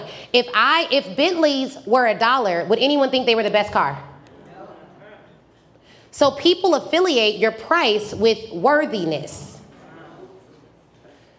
So a Bentley, if I scratch a Bentley, even in my car, which is not a Bentley, but Lord, if you want to do it. Because I did just go sit in the back of that Maybach, and it was not a Bentley, but it was giving Bentley vibes. It was very nice. I was like, oh my gosh, $300,000 for a car. My first house was $212,000. So I'm like, I'm gonna pay a house for a car. But I just totally went on a tangent there. But but I say that to say, if it's free, people don't value it. We had 360 people registered. Look around. I don't even know if it's 60 people here. 1, 2, 3, 4, 5, 6, 7, 8, 9, 10, 11. Almost 80 people in the room? Okay, come on, Laura, you better. Thank you, Laura. Appreciate that. Shout out to Laura. They don't value what's free. And not only did they not value what's free, when it's free, you know what happened? For this event, people will sign, I need 5 tickets. Ain't none of them here. Because when it's free, they hoard. Free makes people gluttons. And then they wonder why they're hurt. Because if you overeat, your stomach's hurt. So we are making people gluttons by giving them everything for free. You strategically give a certain amount of information for free, enough where they are like, okay, I got something, because there's always going to be people in the room who really cannot afford to invest with you when you do something free. Like, can't even afford their rent payments or whatever, right? But there will also be people that can afford it but won't buy it because we did not equip them with the tools to make a buying decision. When it's free, they won't value it. When you don't value it, you don't implement it. How many of y'all got books in your Amazon cart or on your Audible that you've never read? Because it was cheap. If you paid $100,000 for a book, would you be more likely to read it or less likely? So check this. When we make everything free, we are begging them to not even take advantage of it. Because people don't even use what they don't really pay for. There are some of you that will leave this event, you won't work with us further, and you won't do an event in 2025.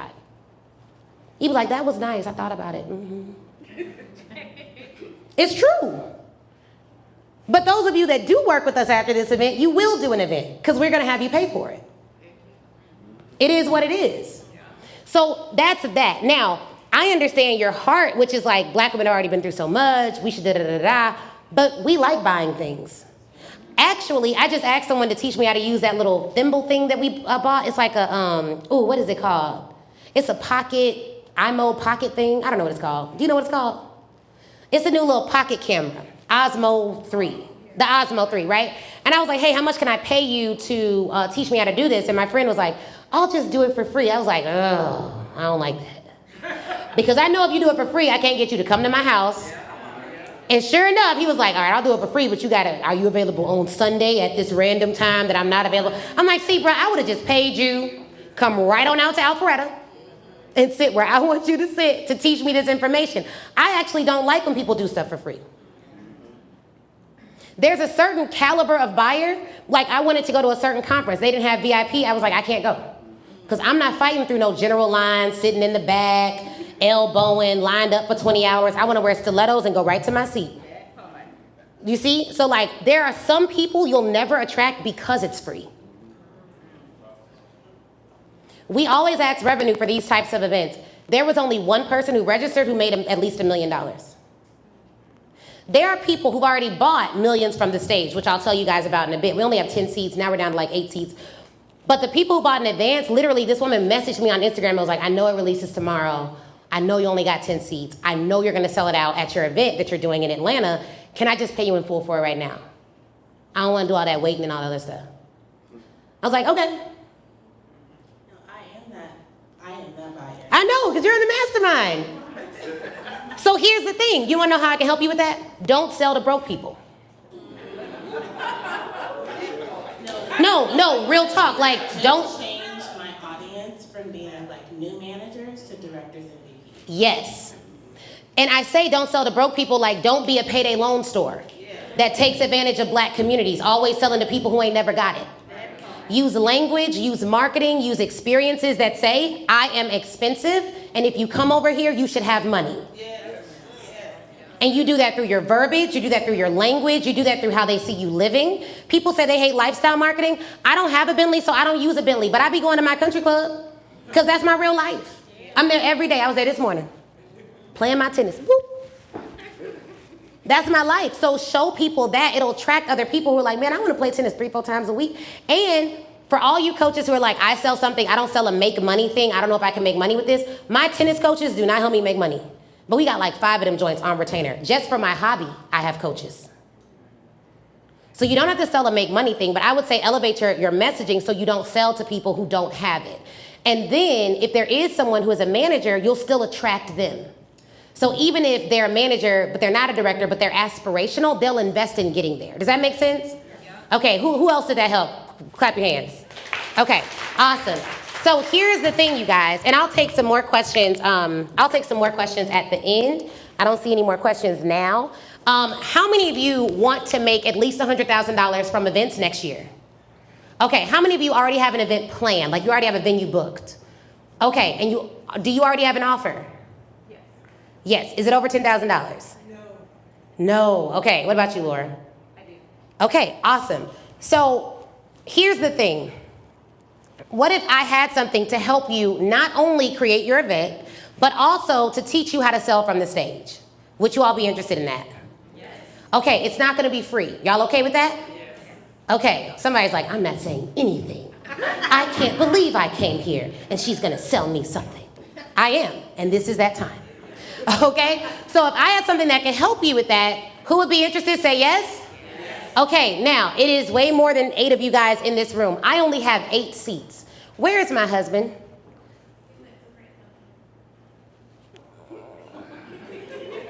Okay, that's great. He's doing good. That man's somewhere doing something good.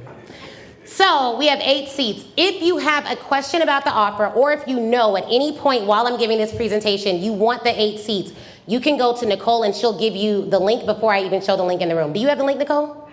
Okay, great. Because there are only 8 seats. And I'm gonna do something different. Most of the time people do these presentations and they don't tell you the price until the end. I'm gonna tell you the price now. It's $3,500 for a 2-day intensive, and it's $5,000 for the VIP, all right? Somebody say that's not a lot.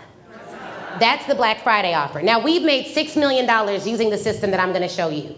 There's no way in 3 hours I could show you everything you need to know in order to make this profitable for your business.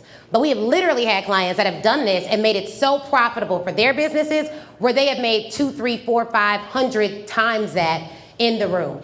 And let me help y'all out with smaller audiences. We've done events with 3 buyers in the room and made $150,000 because all 3 were the right type of buyer. Okay? But with anything, like if you do an event or if you do anything like this, what you need to understand is what you do before the event to attract the right people is just as important as what you do at the event. I'm gonna say it again. What you do before the event is almost more important than what you do at the event. So we're gonna show you how to attract the right buyers, convert them when they're in the room, and then a follow-up process. And on day 2 of this intensive, it's a full 2 days, we are going to practice. You're gonna come on stage with me and practice pitching to a group. So you can get multiple clients at one time instead of waiting on one-on-one sales calls. Does that sound good? Now with this system, when I was doing these events back in the day, I ran my law firm, I had my consulting firm, I launched 1 time a year that year that we did that $400,000 event. That was it. And that was all because I had to run a law firm on the side. So I couldn't do multiple launches like we do now. Now that we're full-time in Speak Your Way to Cash, we're able to do more launches and more activations, and I really like events. So I'm gonna introduce the Millions from the Stage 2-day intensive, and we actually, this year, got the registered trademark from the name Millions from the Stage, so we own that name. So again, snitches, if you see anyone using my name, email hello@speakyourwaytocash.com. All right, so you're gonna master the art of selling from the stage. There are 3 parts to this event. Say part 1, pre-work. Building your event structure. What you're going to do is you're going to tell us the type of event you're going to have, the number of people you want at the event, and the amount of money you wanna make from the event. I am going to review that before the event. This event is gonna take place in February. I think it's the 20th and 21st. It's like the Thursday and Friday in February. Let me know the exact dates, Nicole. Okay, that's right. So you all are gonna get an email from us probably sometime in January to give us your pre-work so that we can study everyone's event who's gonna be in the room. Now, as you all have seen, I do events with hundreds of people. I don't get to talk to everyone there. The intensive is limited to 10 public seats because I have a pretty large mastermind and they get reserved seats. I don't know, mastermind, y'all know this? Okay, so y'all have reserved seats, but I'm gonna release their seats at midnight if they don't buy their tickets too. They have their seats, but I reserved some seats for the mastermind, and you all, I can't say it from the stage because it's recorded, but you all have your code to get the tickets for your mastermind rate. But you have pre-work. So in January, we'll send you out some pre-work so we can learn more about your business, your event, and your event budget. Because I'm telling you, people lose money on events because of the budget. So we want to know what your budget is so that we can help you craft an event for your budget. And you aren't just like, oh, I don't have the money to do. We literally showed y'all images of events that spent less than $1,000 and events that spent $300,000. How many of you are going to do a large conference? Like you have community, you think you're going to have 100 or so people there. Anyone in that boat? Okay, so most people are doing intensives, webinars, online summits, those kind of events. Okay, great. So then we're going to have an intensive training for how you can run both virtual and in-person events, whether they're going to be 10 people there or hundreds. And it's 2 days in person. Someone say in person. And it'll be not too far from here, but at that event, there'll be a stage so we can do stage selling. Day 1 is the education part. Day 2 is when you get out of your seat and you're gonna actually be stage selling.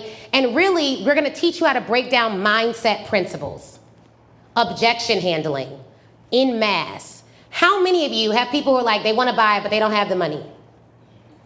How many of you who say they wanna buy, but they don't have the time?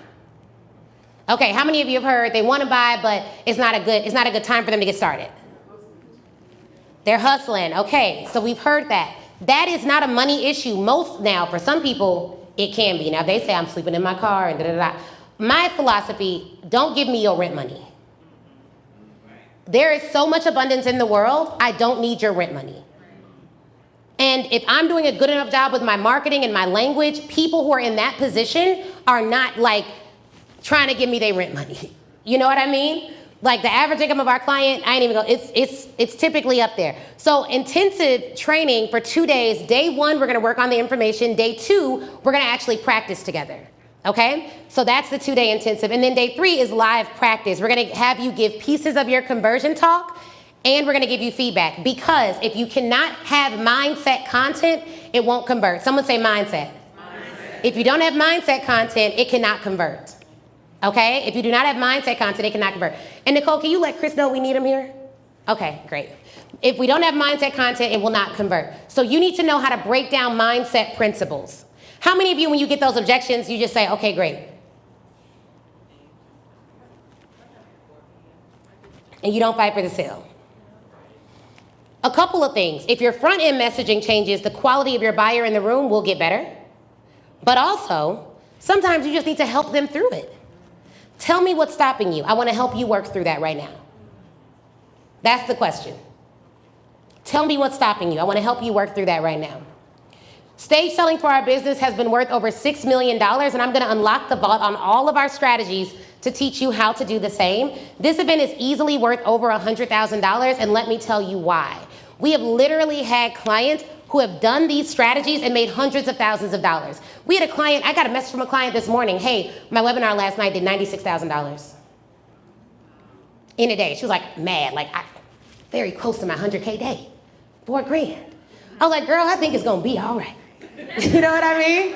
We gonna make that $4,000, don't you worry about that, okay? So it's easily worth over $100,000, but what would it be worth to you to know how to utilize your words on live streams, webinars, summits, and at in-person events to make more money in your business? What would that be worth to you? Priceless. Somebody give me a number. $1 million. Someone said a lot. You could quit your day job. Definitely could quit your day job. We just celebrating someone who's like out of corporate. Give it up for her. Woo!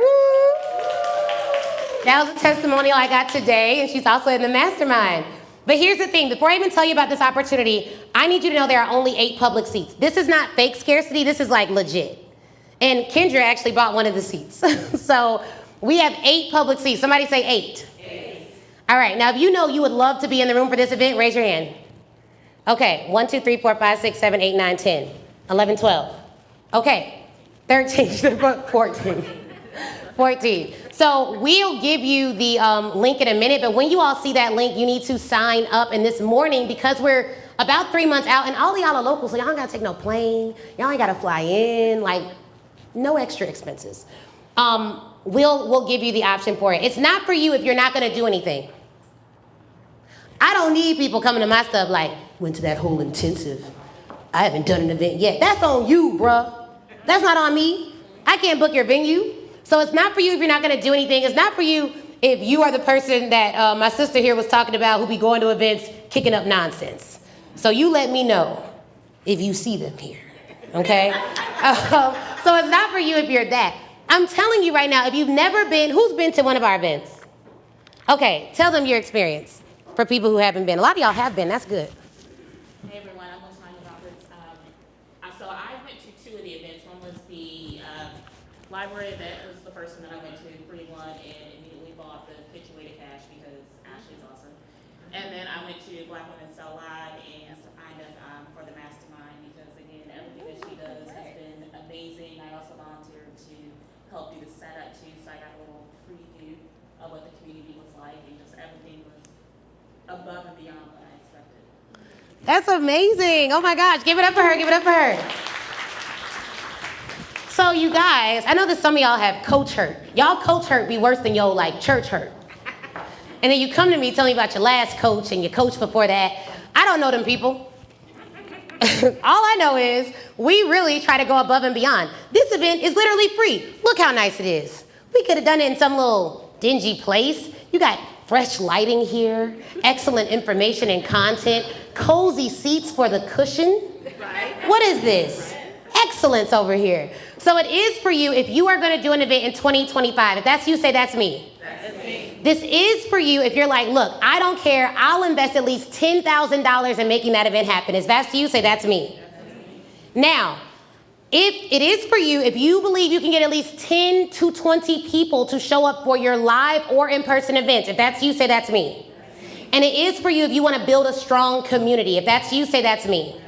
It's also for you if you're like, hey, I would love, like, Ashley, I've seen you do these pitches. I've seen you sell from the stage. I've seen you do that. And I need to know how to do that for myself. If that's you, say that's me.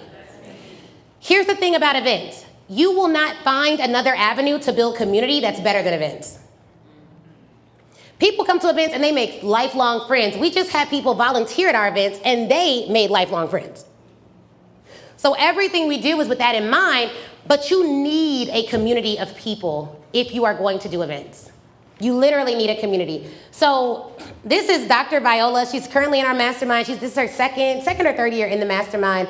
And she has done events and webinars. I think she's doing her second Nurse CEO Millionaire event in February. But this is what she had to say. I don't know if I can press play on this. Let's see if it'll do it.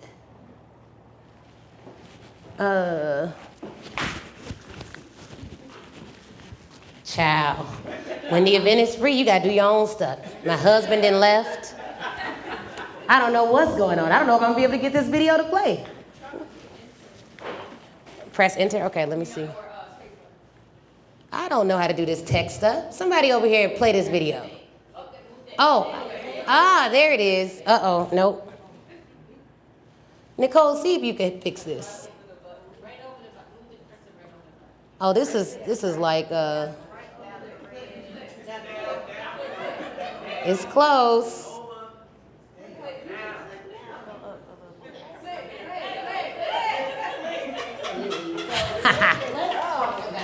Teamwork.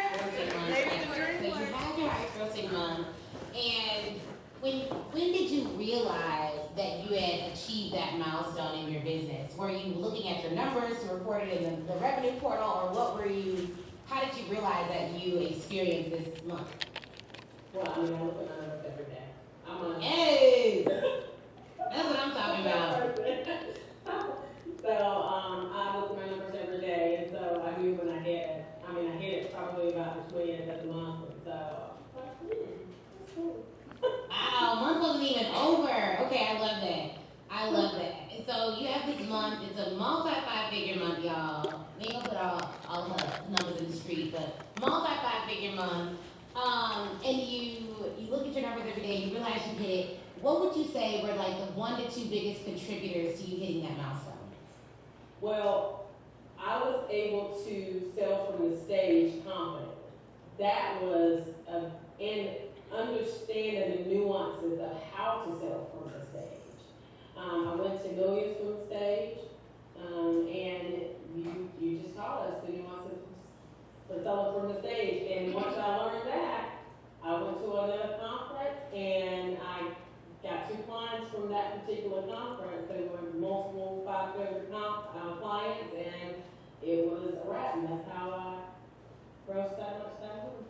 So that's incredible. And I want to point out something, you guys. She said she went to a conference, someone else's conference. So many of you are like, well, I can't plan my own event. I don't have the budget to plan my own event. So it sounds like you were able to go to another event where you probably couldn't do a full pitch and generate leads that converted into tens of thousands of dollars. Is that right? That's right. That's right. It was a 45-minute speech. Wow. 45-minute conversion talk at someone else's event. So you can literally use the conversion talk system to get paid to speak at another event or to speak at another event and convert clients from that room. How many of y'all need to do that? Now, how many of y'all are on webinars asking people to book calls when you could just be selling them right then and there? Yeah. Wasting time. I felt that in your spirit. So I know that's what y'all doing. That's me. Got 10 calls today. Like, I go back and forth with people all the time. They're like, well, I just set up calls. Why? Well, what if I say buy now and no one buys? Then no one buys at that time, and then you call them anyways. There's no downside. There's literally no downside. If someone doesn't buy in the moment, then you just call them. But if you present them the offer, you tell them the price early, you let them know what they need to do in order to buy from you, well, now they already know the price. How many times have you been somewhere and you're like, I really want that, I really want that, I really want that, but then the first time you hear the price, you're like, I can't do it. Here's how human psychology works. Your mind cannot make a decision if it doesn't know the price. You want to tell people the price early, and then you continue to tell them about your offer and teach them about your offer so that now they can justify the price as they get more information. A lot of times we wait too long to tell people the price. And that tells me that and them that you think it's a lot of money. If you're hiding it. Well, I ain't gonna tell, well, book the call to hear the price. It's money. It's not a big deal. It is what it is. Like, money can't, if I had $1 million and I put it right here and no one touched it, if I came back, what would be right here? That money only multiplies if I move it. That money only grows if I invest it. Money does not run me, I run my money. So my money doesn't tell me what to do, I tell it what to do in every instance. Because it has no power absent me giving it authority to do something. Most people go through life letting their money tell them what to do with it. And then they wonder why they don't have it. Well, because inanimate objects are making all your decisions. It doesn't have a brain. That's how it works, right? And so you want to make sure that you are always telling your money what to do. So here's what we'll be covering. Developing your 10K plus profitable event offer. 2, your offer elements and the pricing for each element. You need to know what's in your offer. And many of you are selling one thing when you're delivering 10. So you're like, okay, by this coaching call, you get a coaching call with me. But really, that's not all they get because you have them doing pre-work. You have them doing post-work. You give them email access to you. You give them, so you aren't structuring and presenting your offer in a way where they see all the benefits of what you get. So we're gonna go through and develop your offer elements and the pricing, the types of bonuses that people get excited about when buying your offer. You need to know what gets people excited about buying your offer. Then you're gonna get a profitable pitch outline and pitch practice. Then we're going to give you a profitable event flow. When you do, each element of your event actually matters for conversions. And that is stuff that you need to test. Now, we've been doing events since 2019. We have done over 12 large live events and probably over 50 other kinds of events. So we have tested the data that we are going to give you. Our company basically started as an events company. When to pitch, regardless of the type of event you're hosting, whether it's a webinar or something else. I had someone who's in one of my private clients message me this morning and was like, hey, I did this event and then it got to the pitch portion and then people started leaving, so I cut my pitch short. I was like, nah, sis, we ain't cutting pitches. You can cut something else. You can do Q&A at the very end. Like, you need to know how to structure your event for profit. So often, because other people, like, if you feel uncomfortable pitching and talking about your offers, you'll rush it.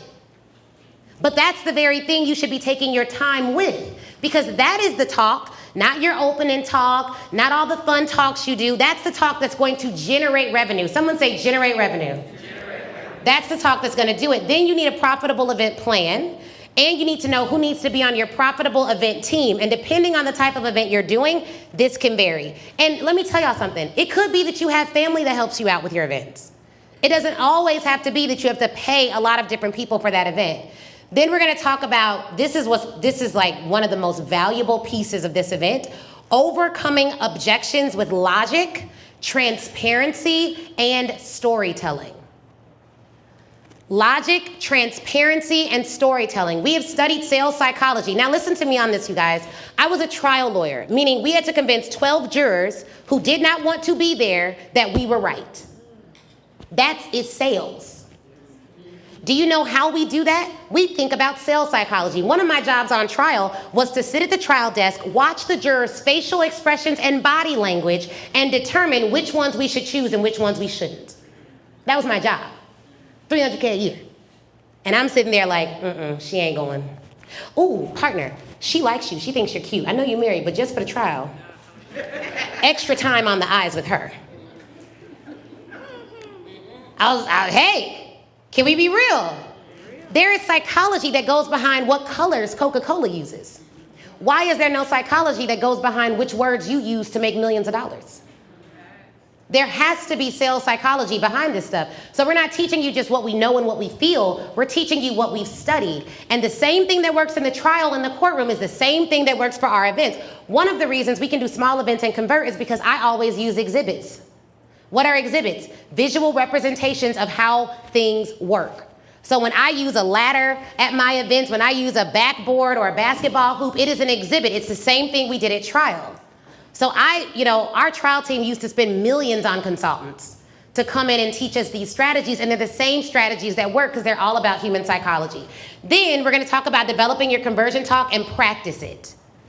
Now, which one of these things are you most excited about learning? Yell it out. Conversion talk? Okay, who else? Overcoming objections, yes. What about stage presence? How many of you need help with like showing up and it being like you dominate that room, like that's your Zoom room? Yes. Okay, we're going to work on that because you're going to get on stage and you're going to get on stage without slides. Yes, because most people that teach this are going to give you a PowerPoint script and say, go on about your way. How many of you, your audience is largely people of color or black folks? Okay, we don't like being bored. So you can slip through all them hundreds of slides all you want, but if you don't know how to emote and use body language and use some other stuff to break up the monotony of a speech, it is not going to convert as well. I talked to a guy who made over $250 million with webinars, and he told me I could convert better than him for my audience. And we tested that theory, and we got my audience in the room, and he sold to them, and he did not convert as well as I could have converted in that room. Why? Because he loves slides. Literally. Oh, you were there. And my audience is used to me doing backflips, going on ladders, everything. And he's like, slides. No comments in the chat. I was like, bro, you're going to have to keep that chat on. At first, he was like, don't close the chat. They don't need to talk. I was like, no, black folks, we need to talk. We're going to talk to each other, okay? So literally, you need to understand the culture of your audience. Now, if you're selling to corporate, they be stuck. Oh, no, I'm just kidding. They be tight, though. I just did a corporate sales talk. I told them, I was like, if you all hire me to come in and teach storytelling, it's going to be fun. We're going to laugh. I'm going to use humor, and I'm going to engage. They were like, oh, that scared them a little bit. I ain't heard back yet. I was like, I done scared them away, Jesus. They were like, fun, we can't do that. We are a financial services company. I'm like, girl, don't nobody like to be bored.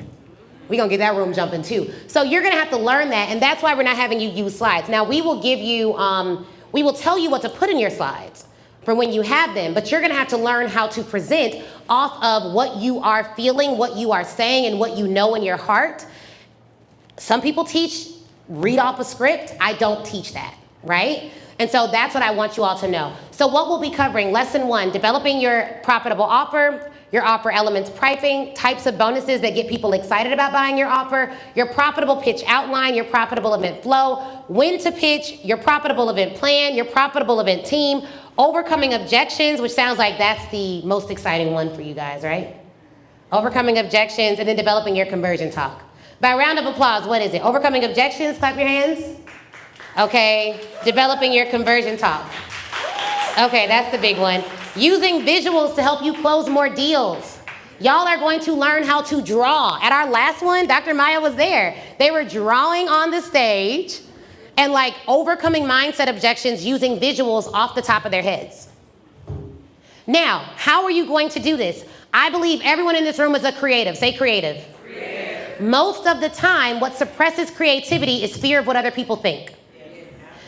So the first thing we're going to do is we're going to break that down in the way we introduce ourselves. It's very difficult for me to facilitate this with hundreds of people. So I limited it to 10. 2 are already gone. We limited it to 8, right? And so one of the things that I'm going to do for you guys is to make sure that you all are able to use those visuals to help you close more deals, right? And then profitable pitch practice for on-stage performance. Total value of this is way more than $30,000. It's hard to even conceptualize what the value of this will be, but she landed 2 5-figure clients from doing a partial pitch, only 45 minutes. 45 minutes, 20 grand. Is that bad? No. That's not bad at all, okay? So she learned all those nuances, and you heard from Dr. Viola, but what if all you learned was how to give your conversion talk? We took away the practice and everything else. Would that be worth it for you? Yes. Okay, so what's the cost? What's the cost, y'all? This is what I should have charged.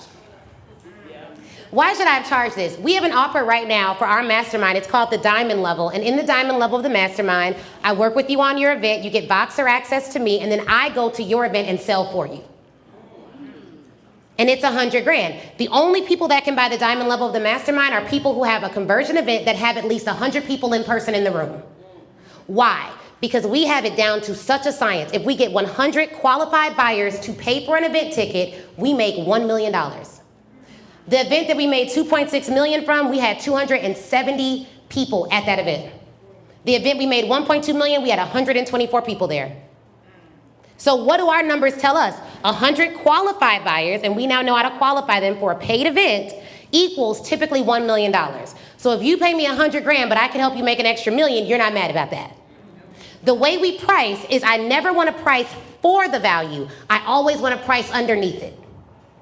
Now, let me explain that, because most people are like, wait, I thought you got to get paid your worth. I can never be paid my worth. I am priceless. I don't have a dollar attached for me. All this goodness, my husband will tell you, baby, it's priceless, right? So, you can't pay for this. You know what I mean? What you can pay for is a service. And if the value of what I give you is $30,000 and you pay me 10% of that, $3,500 or so, now you're getting more than what you paid for. You're happy. And that helps me to get return customers. Now, it's some people that don't know what they're doing, and they charging way too much money to not know what they're doing. That's how you get scammer complaints.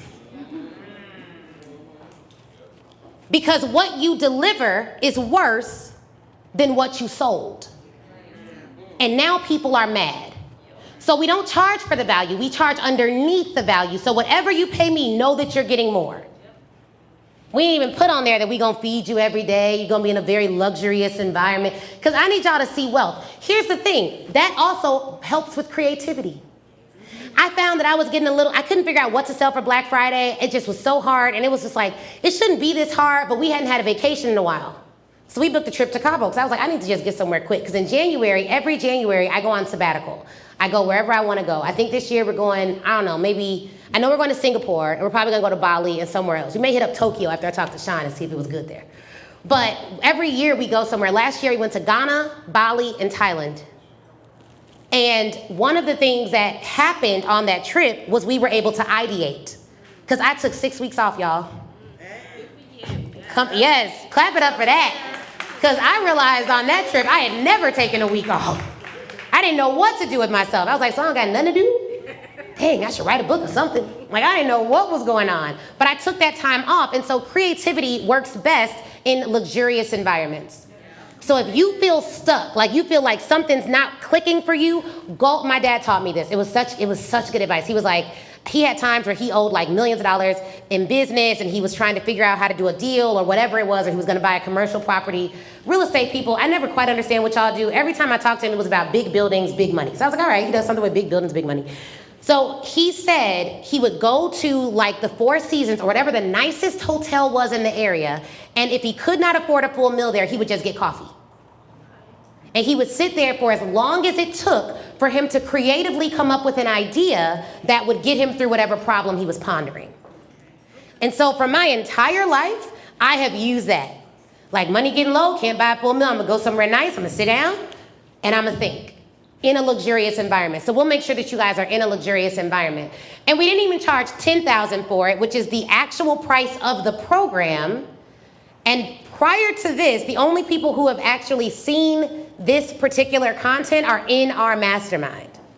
Okay? And I already told y'all what the mastermind costs. The investment is $5,000 for a VIP ticket. And here's why I recommend you all do VIP. When you get a VIP ticket, you are going to get a platinum ticket to Speak Your Way to Cash Live.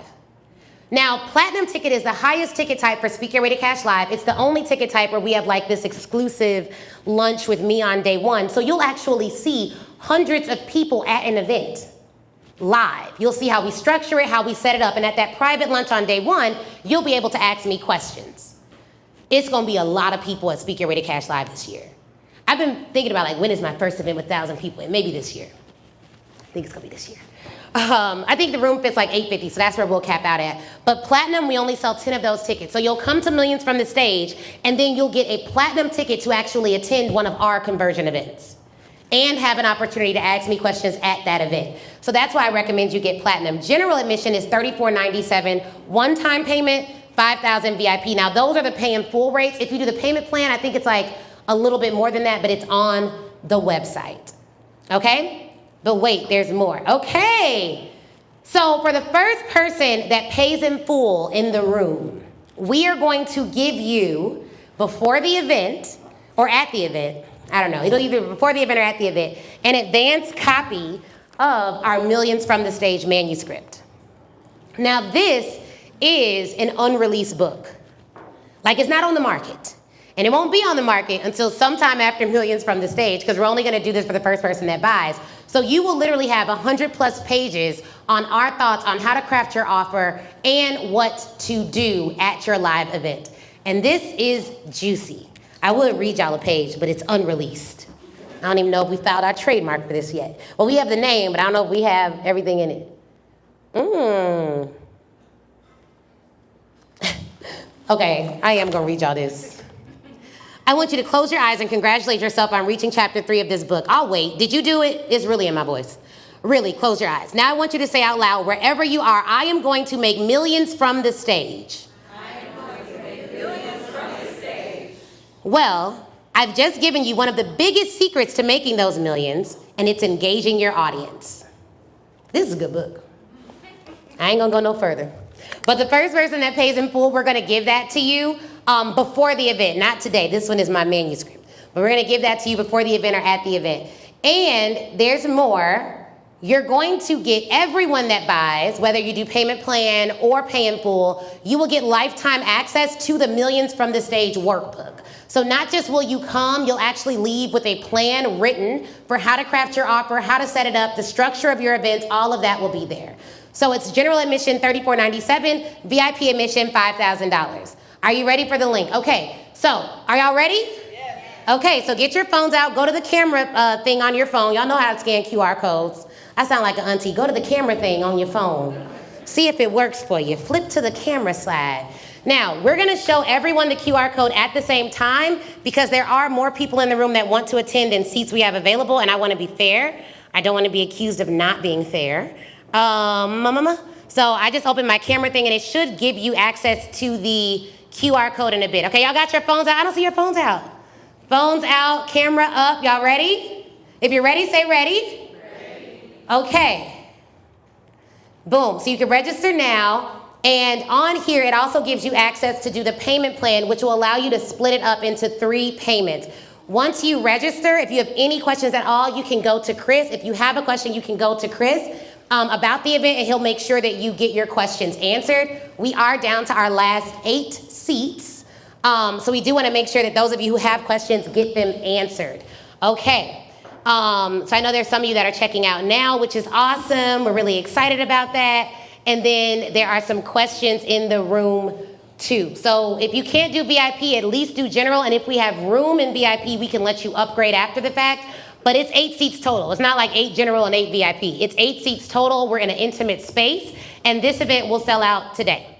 So we're giving y'all access to this. We haven't even emailed our email list about it first, because I wanted to give it to people who actually came out and were interested and knew they were going to do an event. How many of y'all know you're taking advantage of this offer today? Raise your hand. Raise your hand. Raise your hand. Okay, yes. Thank you, guys. Okay, awesome. Cool. Now, some of y'all said y'all wanted this event, and you ain't raising your hand. So I want to know what's the questions? Yes, of course. This is for coaches and people who are selling from the stage. I actually sell digital products. So I don't want to hold anybody's hand. I don't want to babysit anybody. I just don't want to do it. So how can this be beneficial to me if I am selling digital products? It's for experts. So most of our clients are not traditional coaches. They're experts, meaning that they sell services. So if you sell services, this is for you. We've used this framework to sell both to corporations and to individuals. So your digital products, what's the cost? $1,200. Oh, great. That's a good price point. So you would probably want to do virtual events and just pitch them all at one time. So you would probably use this framework to sell webinars, master classes, set up those events, and then convert. Right now, are you selling them in bulk or are you selling them one by one? One by one. Yeah, no, you don't want to do that. I mean, well, it's a website template for real estate agents. So, I mean, they only need one. But it's $1,200? Okay, so you would host an event for real estate agents, which is a really easy market to target. And then you would get hundreds or thousands of them on a webinar, and you would have all of them pay the $1,200 at one time. That's what you mean in bulk. Okay. That's what I mean in bulk. So everyone who's in your target, you get them all in one room, and you sell to them at one time. Instead of like having to post every day and do, because here's the thing, I didn't want to do organic content business. We have organic content, but I like having a dedicated time and date where everyone gets to buy at one time.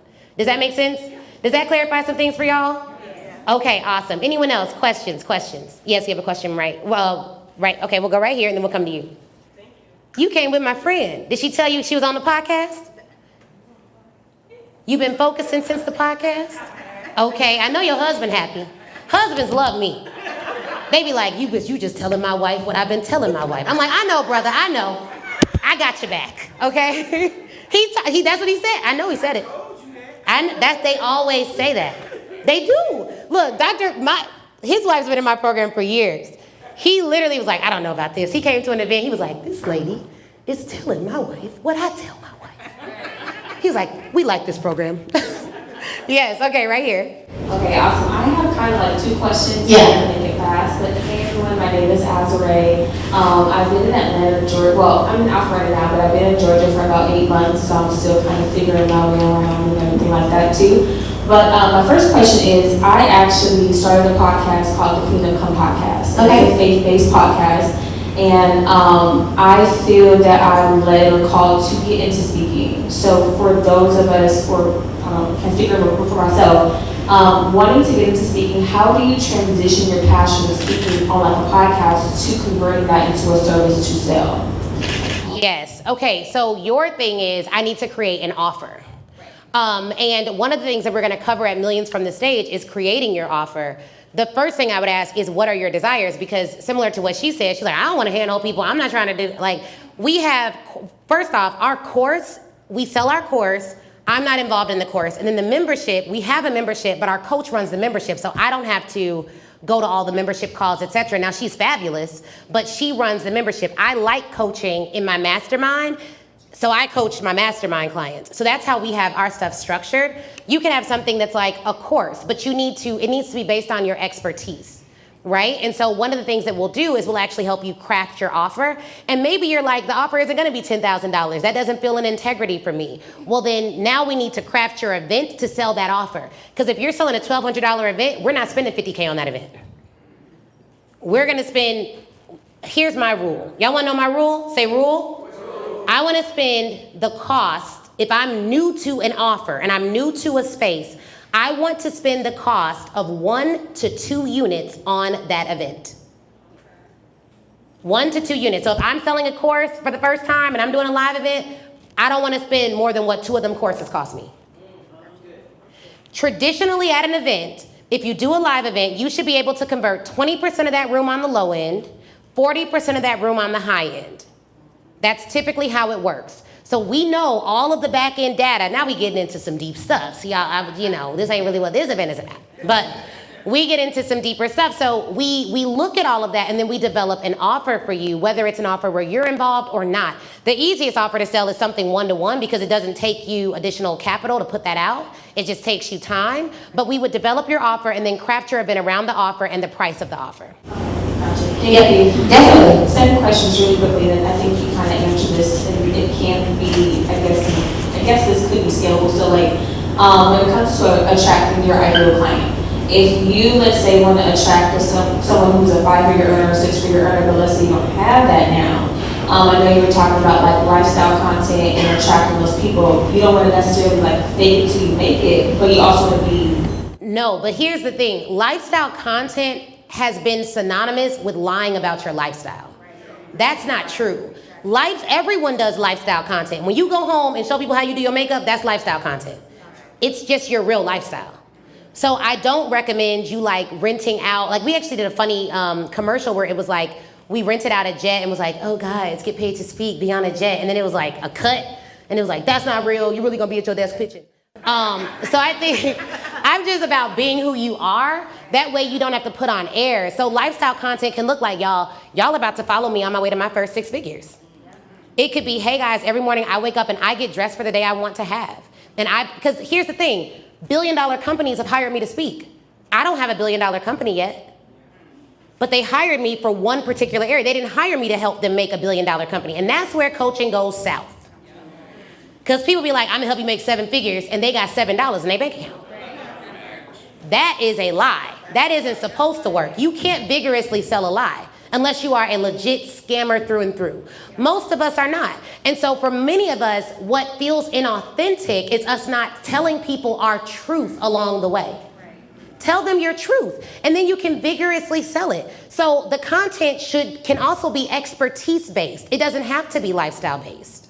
Expertise-based content is 5 ways to blank. 5 ways women of faith can have more peace in their life. 5 ways women of faith can blah, blah, blah. And let's be honest, faith is a big industry. Devotionals, women's conferences, women's events, brunches, all of that is faith. It's the faith industry. I didn't know faith was an industry, but then I learned. I went to a faith event, it was 40,000 women in there. I said, oh, this is industry right here. It's Jesus too, but it's Jesus and industry. It's giving money and also Jesus. It's giving both. I don't know. It's an industry. Like if you look at pastors, what do they have? They have books. You look at big churches, what do they have? They have the church, but then they also have a music arm. And the music arm is separate, and the music arm that's industry. So there is a faith-based industry. Look at Joyce Myers. It's a licensing masterclass. It's assets. So you can definitely have products and services. One of the benefits we have is with my legal background, I've done so many deals and negotiated and helped people land so many deals that I've seen across a variety of industries. So if you sell services, that's in my vein. If you sell products, not so much. But if you sell services, that's who we help, experts who sell services. So we'll develop out your offer, and that'll be on day 1. So day 2, when you're learning how to pitch that offer, you're now able to say, oh, okay, I know how to pitch this because I just developed a clear, concise offer. Did that help? Okay, yes, right here. Good afternoon. Good afternoon. I like your glasses too. Thank you so much. Thank you. My name is Sheila Joy Vance. I am a devotional intelligence and leadership consultant. Amazing. And I help leaders transform workspaces with bold and inclusive leadership. So I've really been pushing myself out to do more speaking because my background is more in doing workshops, going into companies and actually working one-on-one with executives, that kind of thing. So in doing this, I've invested my time in submitting a lot of abstracts to speak at all these different events. And I've gotten a lot of advice of like why I'm probably not getting chosen for these things. So a couple of different things that I would like give some context is that I have a pretty good LinkedIn audience, like 5,000 followers on there, people that, when I do post, there is engagement, all that stuff. I heard she will finish your book and publish it. Okay, I feel like that's a longer game, but I'm like, I need my 2025 calendar to be full. Do you suggest, because obviously a lot of these conferences will put people's names at the bottom, all that stuff, like, do I just get out there and just like one-on-one pitch, just like you were saying, to be on their stages? You should, one, yes, you can do that. Two, you can also just host your own event. So if you know, hey, I want to work with HR directors from Fortune 500 companies, then host a virtual event for HR directors from Fortune 500 companies. We typically call those executive roundtables, and we talked about those. And you all can you give the VIPs their books just so that we get those out? Because I talk about that in the Speak Your Way to Cash book, and you do get one with your VIP ticket.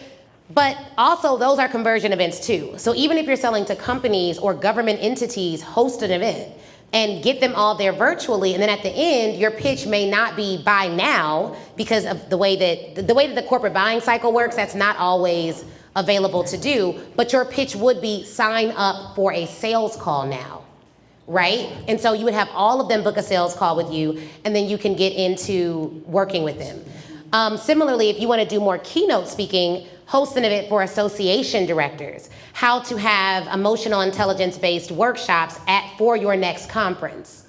Like how to make sure that you're planning an emotionally intelligent conference and make it for meeting planners and get all the different meeting planners in one place, pitch them on your different keynote offers, and then sell them on getting on your calendar. So then you would still want to set up your talk. You still need a conversion talk, which is what we're going to do at Millions from the Stage. You still need a talk that gets them to the buying decision, right? And so you're going to basically pre-sell them on you as a speaker and let them know about your different offers. You're going to do a pitch for it. All of that is still going to happen. And you can host your own event. So you're being proactive instead of reactive. Does that make sense? Yes. Okay, so that's how I would handle that. Yeah. Okay. Any other VIPs have questions? Yes, we have one here. Kendra, and let's go Kendra, and you want? Okay, Kendra says. Hello, Leanne Dolce. Hey, Leanne. So, if you're doing an event, and let's say it's a live stream, how do you balance how often you are speaking versus everybody else? And you're pitching, but are they also pitching from the stage? No. So if I do an event, so a virtual summit or in person? Okay, if I do an in-person event and I have other speakers, they can offer something free to the audience. They cannot offer something paid to my audience. Now, what they do on the back end of that, like, I don't have nothing to do with that. They can offer something free to the audience. Now, I only allow my clients to speak at my event. So I have my clients speak, and typically the others, this is also why at the event we're going into like event strategy, because who you have speak matters. You can't just let people get in front of your audience. Like, you have to really make sure that the people you have speak are going to be aligned with the action you want people to take at the end. So for our last event, I spoke 80% of the time. That other 20%, it was my coaches and my experts. Everyone they saw speak was a part of my mastermind. And they were just like, oh, I gotta be in that joint because these people are amazing. So it all made sense, and it made it a very easy decision, and then they weren't like buying something and they didn't know what they were gonna get. At an event like this, it's only a couple of hours. We don't really have time for other speakers to speak because I'm building trust with a cold audience. Some people in here are cold. Some people, if this is your first event ever, you just heard of me, raise your hand. Okay, so that's like half of the room is cold. So they're trying to figure out, do I trust this lady? Do I like this lady? Am I gonna give this lady more money? Like, I don't know. But if I had 5 other speakers and they heard me speak 10 times and it was only to pitch, not to give any value, now they're like, okay, well, I don't know, I'm just gonna take my time. You know how people are. So you have to think, it's strategy that goes into that.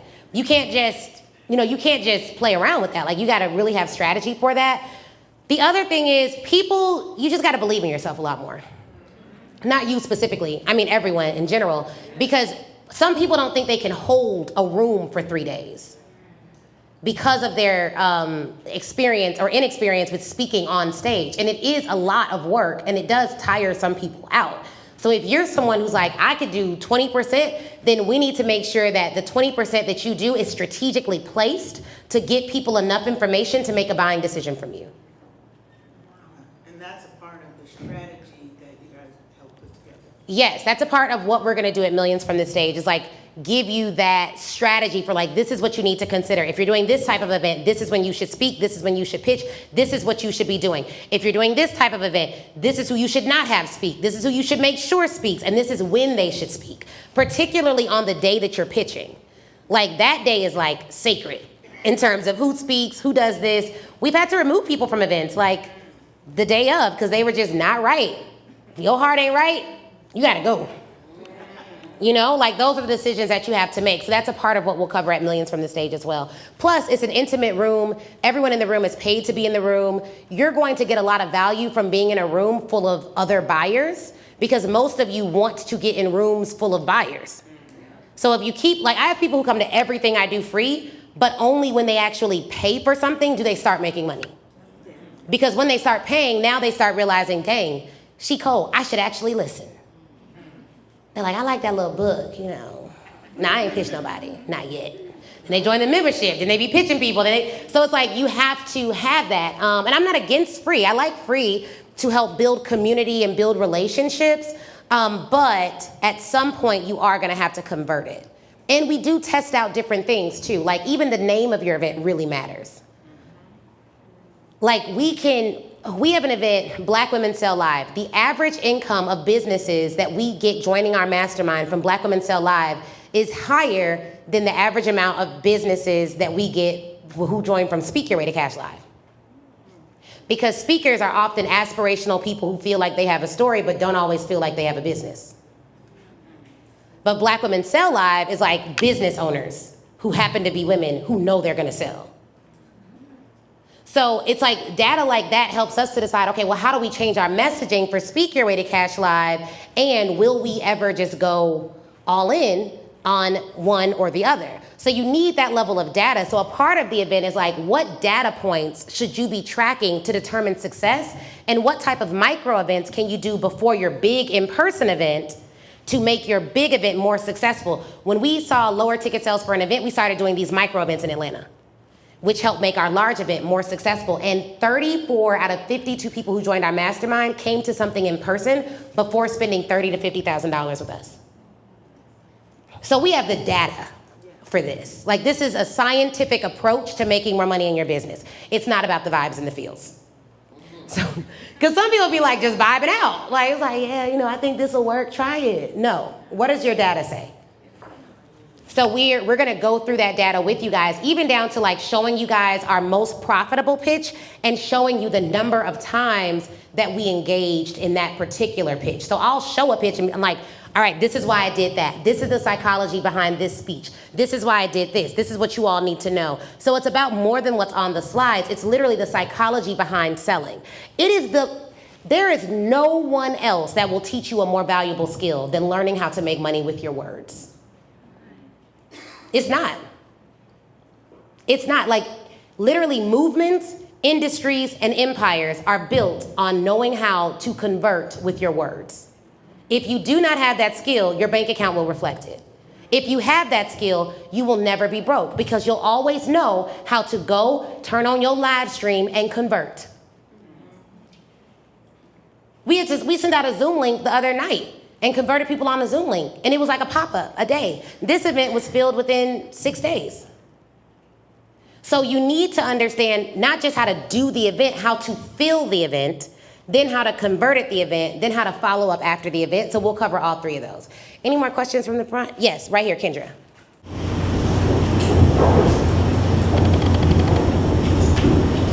Hi, my name is Kendra Nelson, and my company's name is Simply Find Your Way. I help businesses reclaim time with using AI. So you use AI as your bestie to replace by hiring an assistant or help you get the job and land job faster. Love it. Give it up for Kendra. But I'm gonna be really brief. Okay. Ashley called me this morning. I was shocked. I was sleeping. She didn't know I was sleeping. She called me this morning because I was on my podcast, and it's not a question. It should really be a testimony because I've been praying to say, okay, I've been one of those that's been doing the free Ashley. Well, not necessarily. I did the 5 corporate. Yep, you're fine. Yeah, I did that last year. And I was like, and I went to Black Women Sell Live, but the money ain't money in my business, right? And so I have been to other programs and have gotten frameworks and platforms how to do things, but the money still ain't money in. And I made a decision this morning. It's going to be a little challenging, but I'm going to make the money work, make money, because this is the time for us to do it. This election season, if you don't know anything, it's about being and getting the money for the next 4 years, whatever, and you have to do it by learning how to make money. So that's the reason why I signed up, because I know that I've seen the results. I have friends and I have other coaches friends in my mastermind. I know it works. So if you're on the fence, I'm taking a faith walk. And normally when you take a faith walk, everything just works out. So that's just my testimony. I love that. Yes, Kendra. Welcome to Millions from the Stage, girl. And Kendra does webinars. And I think this goes back to like fighting for your customers, because I knew Kendra was supposed to be in Millions from the Stage. Some of you I know, some of you I don't know. Like Avery, you definitely should be there, because you do events. This makes no sense if you don't come. But if I know someone should be at something and I don't see them on the guest list, I will call. Because we had a whole conversation and her business is based on webinars. So I was like, why aren't you there? And she was like, well, it's this, it's that, it's this, it's that. And she was listing these things. And a lot of times we'll say we won't do a business decision because of personal money. But that's not the brain from which you make a business decision. Because your personal money is your personal money. You make business decisions and money about your business based on the business's needs. So if your business needs this, then buy it with that in mind. Because it's like, well, I got to pay daycare, I got to pay this. I'm like, none of that's going to make you money. You will always have those expenses. So if you don't make the business make money, everything on the personal side will never get fixed, because you'll keep doing all the things that are siphoning money from your business. So I called her, and I think that's a testament to everyone in this room. If you know someone should be in your program, do not be afraid to call them and be like, you should be in my program, what's going on? And a lot of times we don't do that because we're like, I don't want to bother anybody. But guess what? Their life is going to be significantly worse if they don't work with you. And if you know that, then you should tell them that. And not say significantly worse. That's a little strong. I would just say it'll be significantly better if you make this decision. Because some people I know for a fact, I'm like, you've been at too many events. You literally are going to host an event in 2025. I'm very good at what I do. I know what I'm good at. I know what I'm not good at. I only sell what I'm great at. So you have to do this.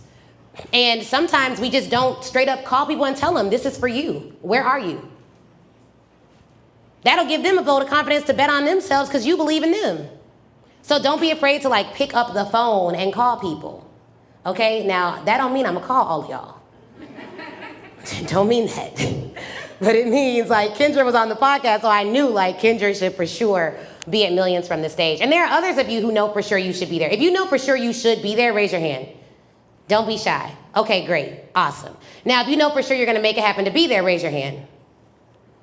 Okay, Laura, Leanne's working on it. Y'all looking around, trying to see if somebody else going to do it. Avery's going to do it. Okay, great. Here's what I will say. There are some moments in your life where a decision doesn't just change one thing, it changes everything. And there are some people that if you're connected to them, your life gets infinitely better. There are people that are siphoners. They take from you. Then there are people that actually give to you. Somebody said emergency right now. That means it's an emergency. Some of y'all need to get on the road. Get in the room, okay?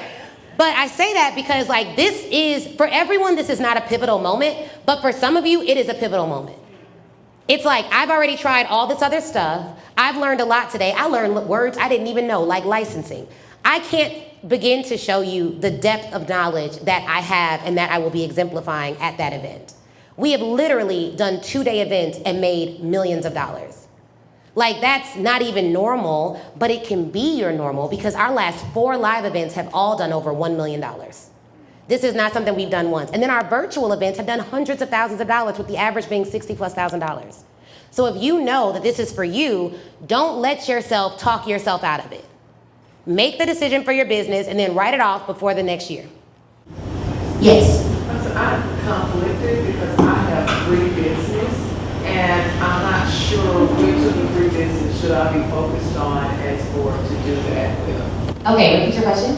So I have 3 businesses, and I'm not really sure which business I should focus on to get into your program, whether or not one of the 3 business, or if it's all 3, I'm not really sure. So that's the reason why I'm conflicted as to how do I go. So let me ask you this question. If you learn a skill set, do you ever think to yourself, like, I'm not going to use that skill set in one business? Do you withhold a skill set from one of your businesses?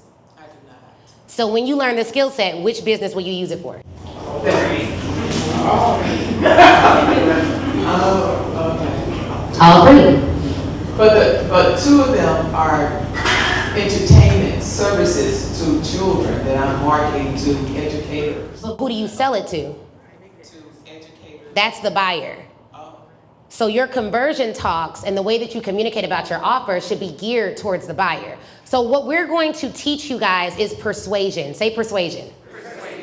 So that is what you're going to be learning. Now you may decide, like, you may decide to do an event for educators and you sell to all the educators in bulk.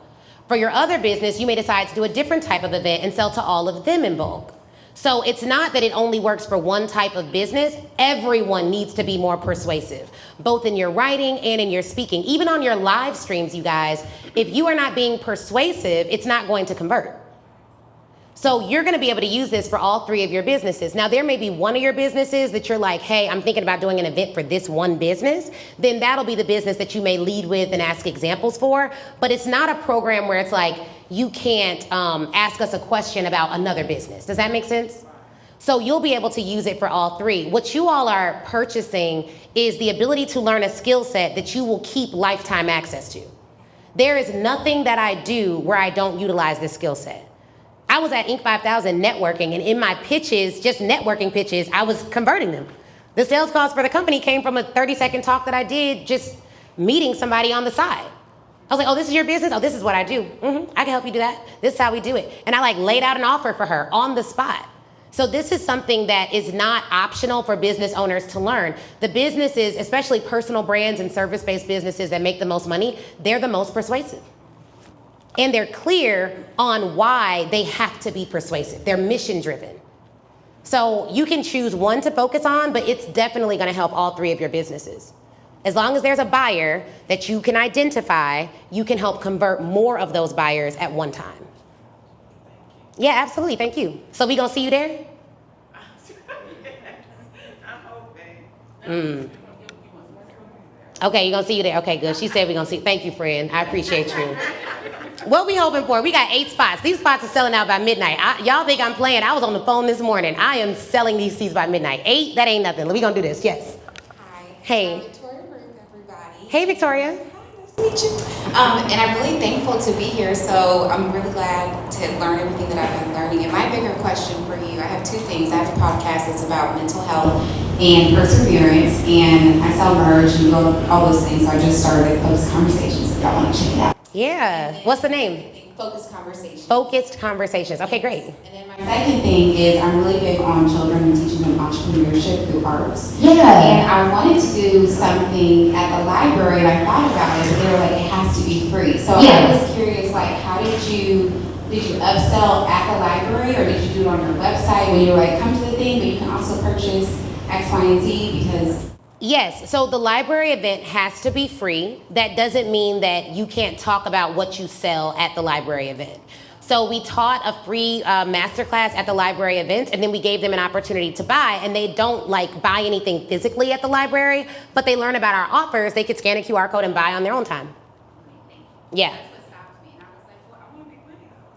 Yeah, no. So every single event that you all saw pictures of made money.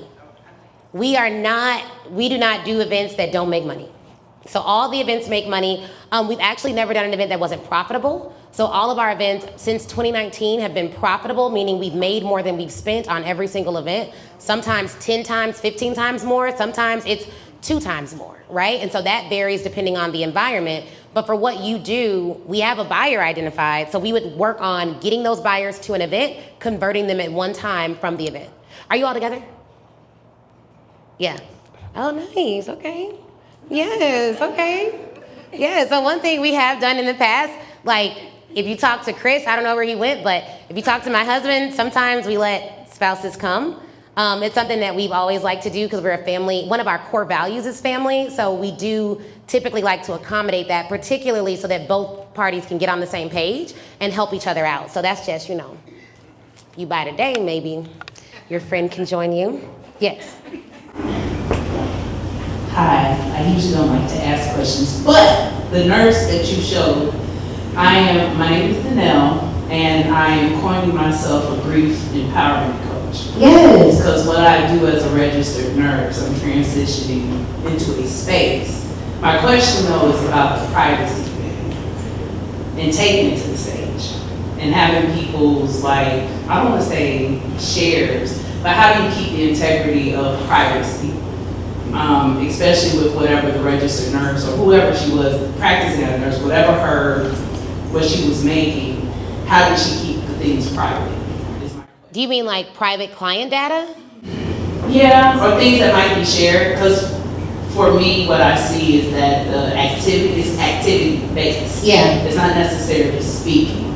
So how is it that I can use this service, this skill, in that particular type of space? Do you sell them something?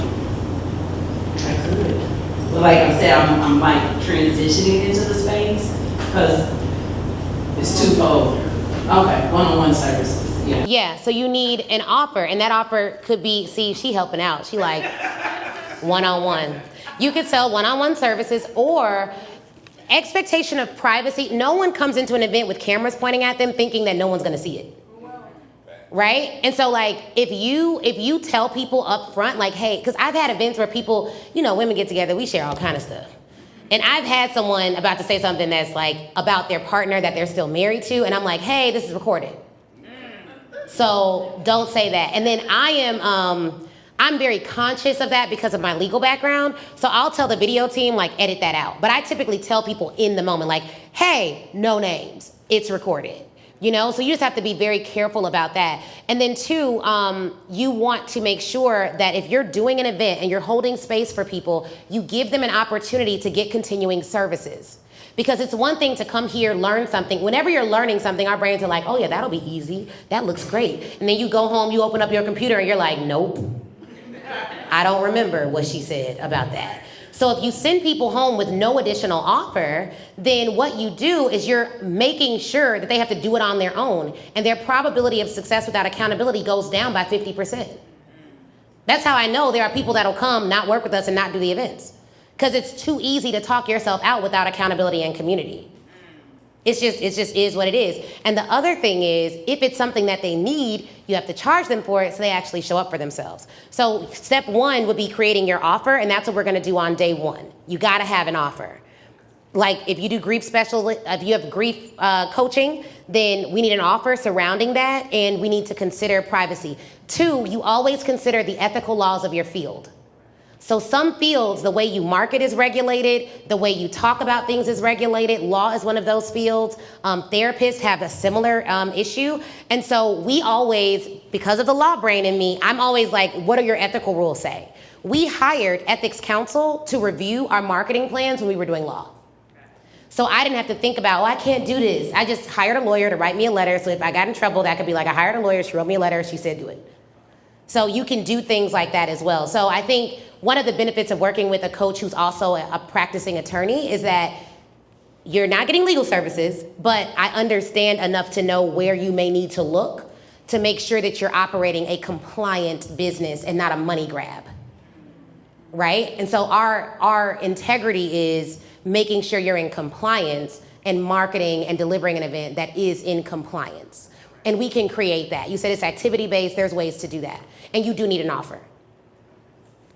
Yes, Laura, and then we'll go here. Yep. Shatrice. My name is Laura Chapman. I own Legendary Focus, where I help you be able to channel your focus into making more of what you want and less of what you don't. So I have been hosting not live events yet, but I've been hosting virtual webinars throughout the entire year called Feel Good Fame, where I've been helping creatives be able to take an idea and to really create it into an offer. Mhm. To get some visibility around that. And I have started a 6-week program for that. So I'm in one right now. I'm going to have another cohort at the beginning of the year. But at the tail end of that, I wanted to start selling live events. Like I'm going to have a live event that I'm going to sell people from at that event. So my question is, and I'm going to figure out how I'm going to get into this, because I know this is going to help with that, because I want to go on a tour with this, the live event that I'm going to be doing. But because I have an event that is virtual coming up, and for 6 weeks at the beginning of the year, I was selling to that.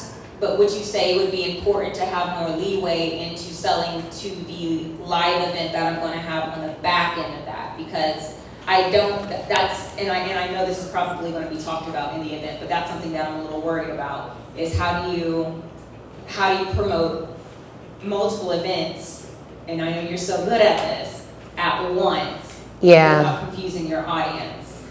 I think that we think our audience is just like sitting at home watching us all day, and they're not. Like, they're not confused. They're not even engaged most of the time. You know what I mean? So it's like, if you're on your Instagram and you're promoting one thing one day and you promote another thing another day, the same person may not have seen both posts.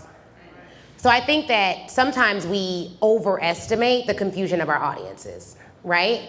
2, if you are concerned about that on your social media platform, what you need to do is actually run advertising. So on day 1, when we talk about like how you're gonna fill your events, that is one of the strategies that you can utilize to fill your events is paid advertising. So that's one of the strategies that you can use. So you wanna make sure that you're utilizing the strategies that you have available to you. So we'll go over marketing on day 1. And filling events, in-person events, if they are paid and ticketed, is more work. Okay, it is. So I'm not gonna pretend like it's not. Doing webinars, pop-up events, things that are free, not hard to get people registered, more difficult to get them to show up. So it's a different kind of hard. You'll get registrations, but you have to do a lot more work on the back end to get people to show up. Like we have people call, we do calendar invites, we do text messages, we send Loom videos, we do all the things to get people to show up to the event. And so there's a bank of strategies that we will be sharing on how to market your event on day 1, because it doesn't matter if we do teach you how to give a good talk if no one hears it. And that's what's happening is people are like, I do a webinar, but it's like no one was there. So if you convert 20% of 10 people, that's still just 2 people. So we have to get more people in the room. Shatrice. Hi, I am a coach. So I've done the professional certification.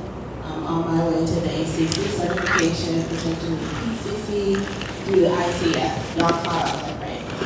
But anyway, I'm a coach. So I am a coach. And before I met Ashley, my life was different. I thought I had an offer, but I didn't have an offer. When you don't have an offer, you literally have nothing to say. You have an idea, you have a feeling, I want to help, this is a ministry, I'm called to serve. Because coaches are typically doing transformational work from their personal experience. And I can speak for myself as a Black woman. I don't want someone else to have to go through the same struggle. Yeah, that's real. Amen. So I said, I'm a coach. I don't just say it. I mentor people in corporate America, my family, my nieces, my nephews. I am a coach. Coaches only get cash if they have offers. I had an offer that I believe in, and I created it in 2 days because of Ashley. She literally broke it down on Monday and was like, your homework is due at midnight on Wednesday, girl. I was like, I'm gonna have an offer in 2 days, but I've been doing this since 2019, and at first I had an online community, and it was $49 a month, y'all heard me say, and then it was free, and then I had this as a coach, and I had a 6-figure accelerator, and then I went on Eventbrite, and I hosted a free event, and I pitched it at the end, but they didn't buy anything, because I didn't know how to pitch, but I didn't know how to pitch, I thought I was pitching So when I share with you that I made a decision that this has to work, it has to work. And this message is only if you are in that place. Because I spent a long, wasted amount of time. But I'm going to end this the way that I started it. I am a coach. This had to work for me. And I am sitting here at the Mastermind VIP table because I made a decision. And I honestly made a decision not because of Ashley, but because of the person I was sitting next to at the time. I haven't told you this at the Speak Your Way to Live event. You do meet friends. And we had exchanged numbers, and she was like, I'm joining the mastermind. I was like, girl, I'm not joining that mastermind. I got to pay my mortgage. But I joined because the person, her, sitting next to me, her name is Kamala. Ironically. K-A-M-I-L-A-H. Anyway. It was because of her. She's based in Chicago, but she flew down to Atlanta for the event. And I had decided before I even got there I wasn't going to be on the mastermind. I didn't care what it cost, because I've already spent so much money. I was like, I'm not spending another $1 until I make $1. I was convinced. And we have been talking about our businesses and like going to lunch over the course of the 2 or 3 days, and just like hanging out, chit-chatting, exchanging numbers, exchanging Google numbers, because I don't know her. That's real. I walked out and she was like, I'm joining the mastermind. I was like, you are doing what? She's like, I said, but you know I said I wasn't joining? She said, it has to work. And I'm telling you, my life has been absolutely changed. Oh, wow. But I am a coach. And if you do not have an offer that you can stand confidently on at your price point, what are you waiting for? You're going to learn how to create an offer. You're going to learn how to pitch it. You're going to tell me, standing in your confidence, you can't get a single sale? That's bananas. I'm a coach. I believe in my offer today. And I just wanted to say, kind of a little testimonial, but I've done all the certifications. I've paid all the money. I've taken, the test. I got to write down these people that I talk to and these many minutes I talk to every year, because that's what we do as coaches, right? We got to get certified. Give me another certification. I'd rather pay $3,500 for another certification. Ain't gonna make you no money. No money. So, Thank you. Give it up for her. Yes. Okay, I love that. Love that, love that, love that. We have a couple more questions in the bag. Let me see where we're at on time. Okay, we got a couple. Y'all gonna have to do speed questions. Speed questions. Okay, Nicole. If you have a question, okay.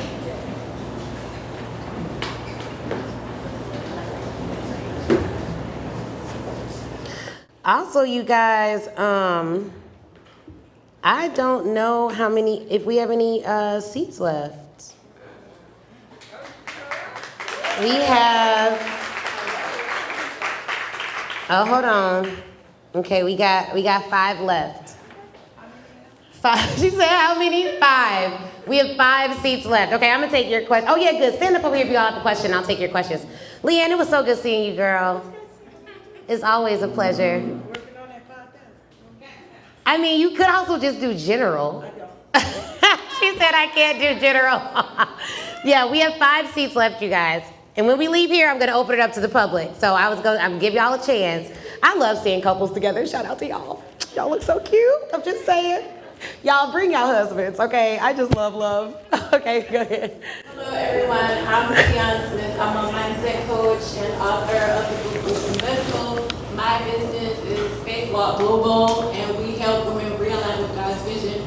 It's been so awesome being here. Yeah. I just have to say it's been so inspirational, especially for me. I'm an emerging coach. So more so what I feel like my struggle is people not knowing who I am. Mm-hmm.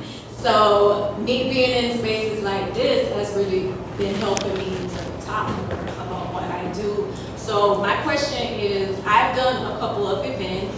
The first one had no turnout, But in terms of email marketing, if I'm being honest, I wasn't as on it as I needed to be. How many emails are on your list? I have about 200 people on my email list. Okay. How many followers on social media, on Instagram? On Instagram, I have 2 separate accounts. On one of them is maybe like going on 500. It hasn't reached 500 yet. And then the other one is maybe about 250. I started all new social media. Okay. So I am a nurse, is my main. Oh, thank you. Thanks for your service. Shout out to the nurses. Yeah. I'm trying not to make that a part of my identity because I feel like. Are you currently a nurse? Yeah. Okay, awesome. Yeah, that's awesome. But for my business, I was trying more so to rebrand to what I actually do, which has nothing to do with it. Okay. But are you like hiding the fact that you're a nurse? Oh no, I do state that. Okay. But I have like rebranded like all my social media. So for me, like my question more so is in terms of following up, and I've been empowered today to do more events. With my feelings, after I did my first couple ones, and then it was cricket. Yeah. But what would you say like is the best approach to do, like to cold clients rather that are just getting to know who you are and following up with them? Okay, so one of the things that I would say is you have to use cold outreach if enough people don't know your name. You have to have a marketing budget. What can you spend on marketing every month? Tell me. I don't know, like $400? I don't know. Okay, what do you spend on marketing every month right now? Right now, I feel like I spend like maybe $200. So are you running ads?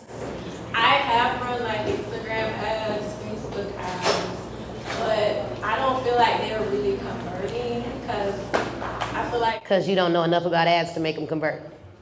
Because you can't say ads don't work, because we know ads work. So sometimes it's like we don't know enough to work the ads, right? So I would say to you, part one is marketing. You have to get good at marketing. The better you get at marketing, the faster you accelerate your growth. So when we wanted to go from a $500,000 company to $1 million company, what we did was we learned marketing. We invested everything, like we watched every YouTube video on it. That didn't help. I paid for a course to learn Facebook advertising, and I run my own ads. We have spent over $670,000 on ads, and I run them. I tried hiring an agency. They couldn't beat my cost per lead. So I run my own advertising. So day one of Millions from the Stage is about marketing. Now, here's the good news though, y'all. Up to $500,000 a year in 2 companies. You know what I used? Conversion talks. We got to $500,000 without any advertising.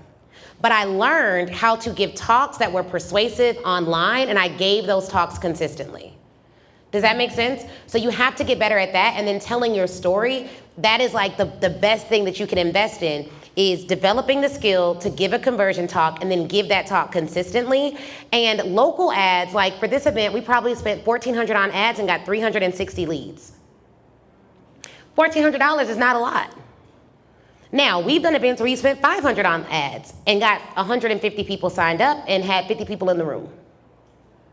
So it's really about knowing marketing. If you don't know that, you can't get enough people in the events. That's a big piece of it. So that one-on-one piece is, I would reach out to everyone one-on-one on my Instagram, invite them to the event. I would be doing live stream every single day to make sure people are coming to the event. And then I would highly recommend you invest in learning marketing. So if you come to Millions from the Stage and you want to do another event, I would start there. If you can't do VIP, at minimum do general. This is going to change your life because you're going to learn how to get people at your events and not get caught up in how many people are there. Because I'm telling you, only 10 people were at my first event that made less than $1,000. My most recent event made $1.6 million. What if I would have just been like, only 10 people are there? I can't do events. They don't like me. 10 people. Girl, you got $1 million company. You just got to learn how to you got to keep doing it. And then you get better at marketing, but I also had to get better at coaching. I also had to get better at delivering. I also had to be better at getting people results. The mastermind that you heard them in, it's a $35,000 program, but they're in the 4th iteration of that mastermind, and now it's even better. And like Clive's wife has been in 2 or 3 iterations, and so he can tell you we're starting with an accelerator. So like we've changed the program every time to make it more impactful and to get them results faster. So now she's 2 weeks in and she already got an offer she believes in because we flipped the format. So it's like, you gotta get, the hard part about entrepreneurship, you gotta get better at all of it at the same time. And the only way you do that is by hiring people who are already better at that stuff to teach you, because you don't have enough time to learn everything you need to learn to be great at this. I don't have enough time. You know what I mean? So like, if you're at the place where you're like, I'm gonna do events, then you need to be at Millions from the Stage. And I wanna see you there. I don't know if you're gonna get in because we got 5 seats left. And after this, I told my team, I'm like, I'm selling this event out today. So them 5 seats is gonna be gone. Okay, we have 4 seats left, it looks like. Yes. Hey, so I think I'm probably the victim of just being a physician. And medical doctor? Yes, I'm a pediatrician. Oh, great. His wife's a pediatrician. She's in our mastermind. Yeah. We have a lot of doctors. It's like golden platinum cuffs, just trying to change that identity from a doctor to a coach.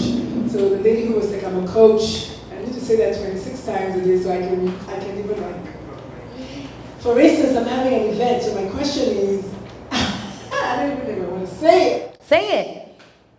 I'm having an event next Friday. Congratulations. And I just moved here to Atlanta from San Antonio, Texas. So of course I'm still thinking, look, this is San Antonio. You don't want to know how much I'm charging. You don't want to know. How much? How much? How much? Great marketing about it. $25. But I have 32 people signed up. Congratulations. That's amazing. 31 of them may be my friends, but hey. But they're coming. They're coming, and it's also 100% of the proceeds are going to my newborn baby, which is my nonprofit. But the reason I'm asking the question is because I just don't believe that my parent clients have the money. So I'm still stuck there. Who is your ideal target? Parents with children of like special needs, parents of LGBT kids, parents of ADHD kids, parents of autistic kids. I just feel like they're so busy worried about their kids, they don't want to pay. I swear to God, I can't get. Well, you know, it's interesting because. Because in my mind I'm like, let me charge them less, but I now know that this is Atlanta. Atlanta is home to the most black millionaires of any state in the country. And autism is not, all of the things that you listed, like autism, LGBTQ, that doesn't select you based on your bracket. So that means that there are parents on every bracket that have children struggling with those issues. And so, look, and then we have a client she's a mastermind alum. She sells programs to corporations to help black parents navigate children with autism. And she literally made $1 million in licensing after not knowing what it was before working with us. That was the second part of my question. Like, I would pay the $5,000 today. Yeah. And have my work, because I'm not that kind of. Yeah. I would pay, but I still don't have that belief. I paid Dr. Kimmy $20,000 for a year of coaching, and I'm still where I was. So that's my thing, just being able to get past that. So anyway, I was going to say to you that the second question is, will y'all help me make the switch? Because now I'm deciding that what I want to do is help organizations support parents. Because I know, as a parent, as a mother, I know that it's not easy. As a single mom of a transgender child. Yeah. So I know it's not easy. So I cannot get my mind off of thinking. So you focus your event on the organizations. You can develop out, so you can develop out 2 plans, right? One plan for the parents, because you already have an event for parents. So clearly you have a heart for parents. There's nothing wrong with that. You can have an event plan for parents and have an event plan for organizations. One of the ways, So at the event, we will show you how to create your event plan. You can create it for parents, you can create it for organizations. You can create both at the same time. And for the one for parents, you'll make an offer directly to them. For organizations, you'll make an offer to the organizations, and then they will book a sales call with you, and you will sell them on individual products. But again, you'll have offers. Like, you'll have a suite of offers that you sell organizations. That's what Nicole does. Nicole sells to organizations. And we created, she created that after coming through our situation. I think you read the book and you came to what did you come to? I read the book and I volunteered for one of several of Ashley's things. I came to the Dreamers Den, which was right here, and I ended up getting my first contract with a major university in North Carolina. It was a $15,000 contract. Yes. Yesterday, I got a $25,000 contract. Come on! To license a course that I hadn't even created. Yes. And I wasn't going to create it until I knew that somebody was interested in it. So I got them to pay me so that I could take that money and actually create the course. Yes. And they paid me half of $25,000, and then they'll pay me the other half when I deliver the course. So that was just on coming to Ashley's stuff. Literally. Like on the fence, and I don't really be saying anything because I'll be here to help or whatever. But if you're on the fence, Ashley knows what she's talking about. It's not fluff. It's not foolishness. You can take what she says, and if you do it step by step, you're going to get the money. But you have to do what it is that she tells you to do, and the rest is history. I went from living in literal poverty and volunteering because I did not have money to pay for stuff, to actually being able to make thousands of dollars on stuff I haven't even made because I listened to what Ashley said. Wow. That's amazing. I didn't even know about the other one. And this is also why coaching is important, because of situations like that, where you're like, Nicole was volunteering just because she loves the mission, and now we've brought her on to help us out with more activities. But it's like people's lives are literally changed at you sharing what you know. But if we don't know how to market, we don't get enough people in the room to transform the lives that we could transform. So Nicole's only here because I knew how to market. She didn't know me. She saw an ad. You know what I mean? Like, she got on a list, somebody told her about it, but like, that is marketing. So that's the most important thing. You all have to know how to market, get the people in, and then we're gonna deal with your conversion talks on day 2. So day 1 is like boot camp. Day 2 is like, all right, now we're gonna have some fun. We're gonna talk about our conversion talks, because I have to make sure you have offers that you can speak to and that are really about what you're good at. Like, a lot of coaches are gonna be like, sell what I sell or sell this. No, I'm at what are you great at? What is the thing that you can help people get results at? Sell that. Because then you're gonna sell it with vigor. You're not gonna have any like confidence issues about it. It's like, I know I can do that. And then we talk about audience. So not just what are you gonna sell, who are you gonna sell it to that can actually pay you? Don't target people who cannot pay you. Like, that's gonna keep you, that's gonna mess up your mind about what you're doing, and you're gonna start thinking what you're doing isn't great because they can't pay you, but really you just are targeting the wrong people. They shouldn't even have access to what you have going on, right? I know, Clive, you had something for the pediatrician, because I know your wife's a, yeah. And put the mic up for us just a little bit. I consider myself the +1 because my wife found Ashley, and Ashley had to go through the screening of we did our taxes, $150,000 in 1 year in coaching, $150 in another year. So I'm like, this is going to have to stop, okay? And I listened to Ashley, I listened into her training, I was like, you know what? She actually knows what she's talking about, and what she does works. Because my wife is a pediatric hospitalist. So she understands, and I've learned the world y'all live in. When we met, so that you understand the transformation, when we met our first date, I asked her about owning her own business. You can appreciate this. She said, I'm a doctor. I don't do that. She owns her own business. She made $70 grand her first year from 3 clients. She has 10 new babies because she's a fertility coach. People who think the public told her that she would never have it. Her mindset is different to where she helps me, and I've been a corporate turnaround specialist for over 15 years. So what Ashley teaches rises to the level as you learn. And this mastermind group, we all incubate what Ashley teaches us through our own lens, and we turn it back on each other, so we magnify the growth within the community. That's what I have to say. Yes, I love that. Hello, my name is Aja. I'm actually an educational consultant who helps Christian women empower the next generation academically and spiritually. And I'm also a minister who runs my own ministry called Anointed Living Ministries. So I'm talking all day long. We actually do daily devotionals and sermons every morning at 7:30 on YouTube. So everything that you're saying, I'm like, yes, I need that. Thank you, Lord. But that brings me to my question. Because I've been in rooms, I've got my first paid speaking gig this year. Congrats. I forgot to pitch at the end. Oh. And like I had the pitch, but time was running over, and I just skipped over the pitch. And I was like, I'm never gonna do that again. And so I know that I would want that. However, right now I'm in a position where, finances. So my question, I almost have a two-folded question because based on my needs.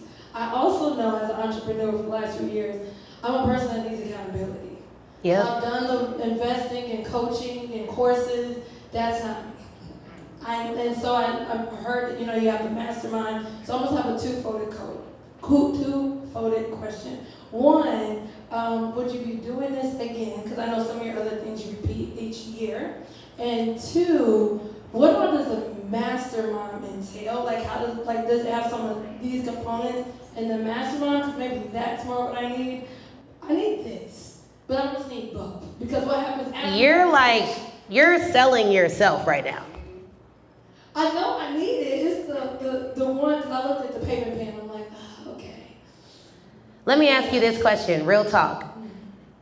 If you did the payment plan and you put down the money today to get one of the last 4 spots, would it mean that you couldn't pay one of your bills? Absolutely. That's where I'm at. I'm almost at the point she's at. Been an entrepreneur 3 years.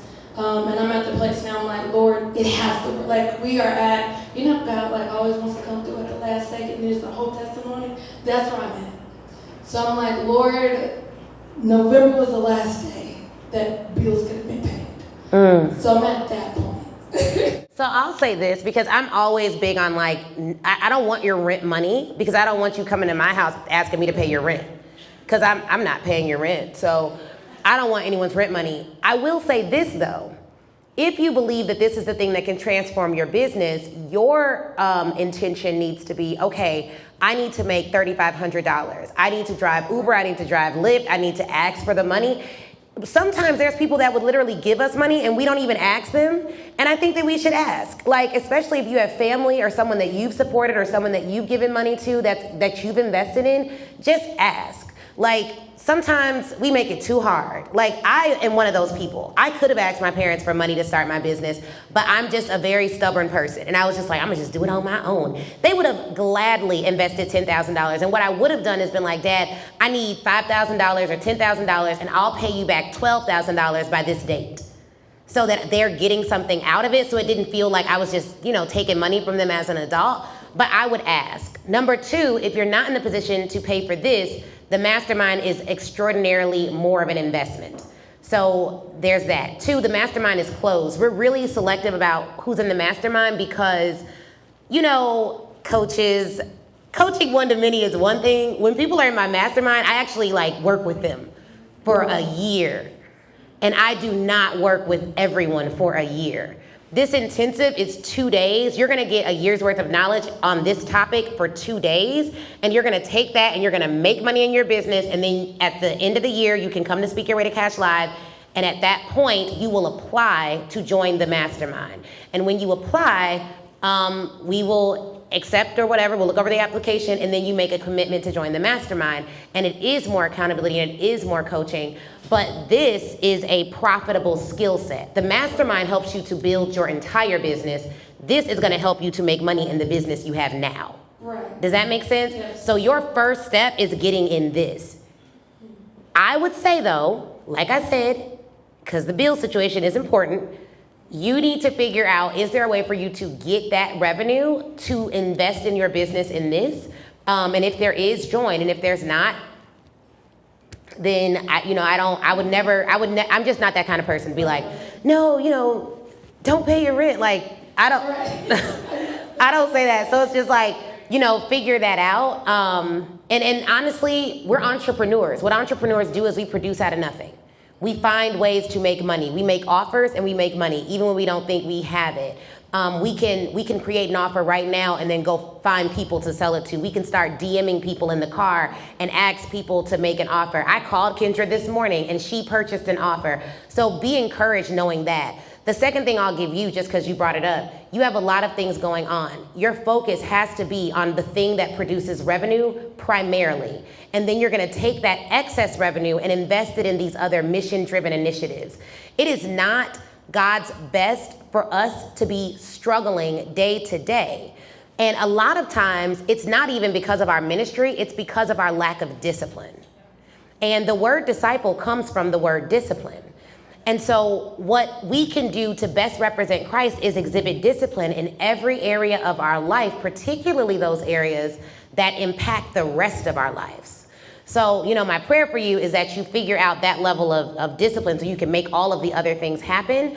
And if you have a ministry, hopefully they are tithing and investing in that ministry, and then you're getting a salary from that ministry, and you're not self-sacrificing in that way, because here's what happens when we don't get paid right, y'all. We start quitting what we're called to because we begged people to underpay us for our gifts.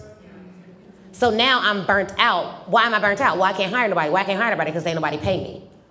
So now I'm robbing the world of my gifts because I only allowed them to underpay me for a long period of time.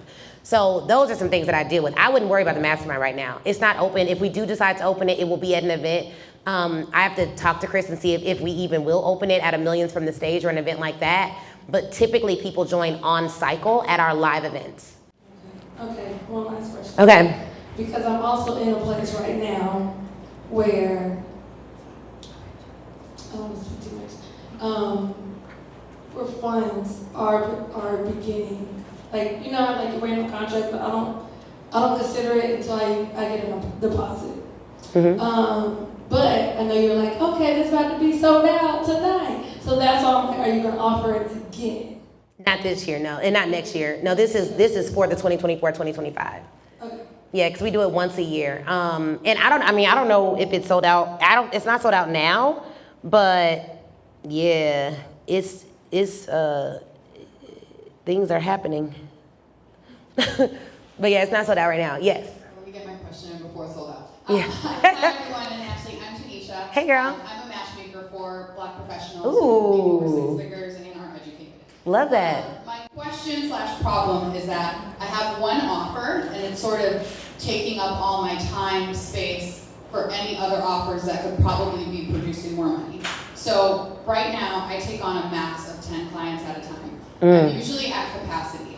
My issue I know is that I have 0 or 100, right? So either you're gonna pay 10K or I can't help you in any way. And I know that that's the gap, right? But because I'm working with these clients, I don't have the time to, like I'm hearing people speak about webinars and all the offers, and like, I just do not have the time to do that. So is that something that you could help with, is creating all the other offers, thereby freeing up time so that, I don't have to take on 10 clients at a time. I could, sort of do it at my leisure, if you will. Yeah, and you don't need, the offer that we create on day one doesn't have to be a high ticketed offer. It could be a 5K course. It could be a $2,500 course, so that when people, because you're doing sales calls, I presume. Yeah, so like if you were to have something where you have packages, so the first package could be your course, the second package could be done for you, right? So it's like you have one offer, but 2 parts. One is a course where they are getting helped autonomously. The second is they get the course, but they also get matchmaking with you. So now they're becoming more findable by their ideal person, but you're also finding them an ideal person.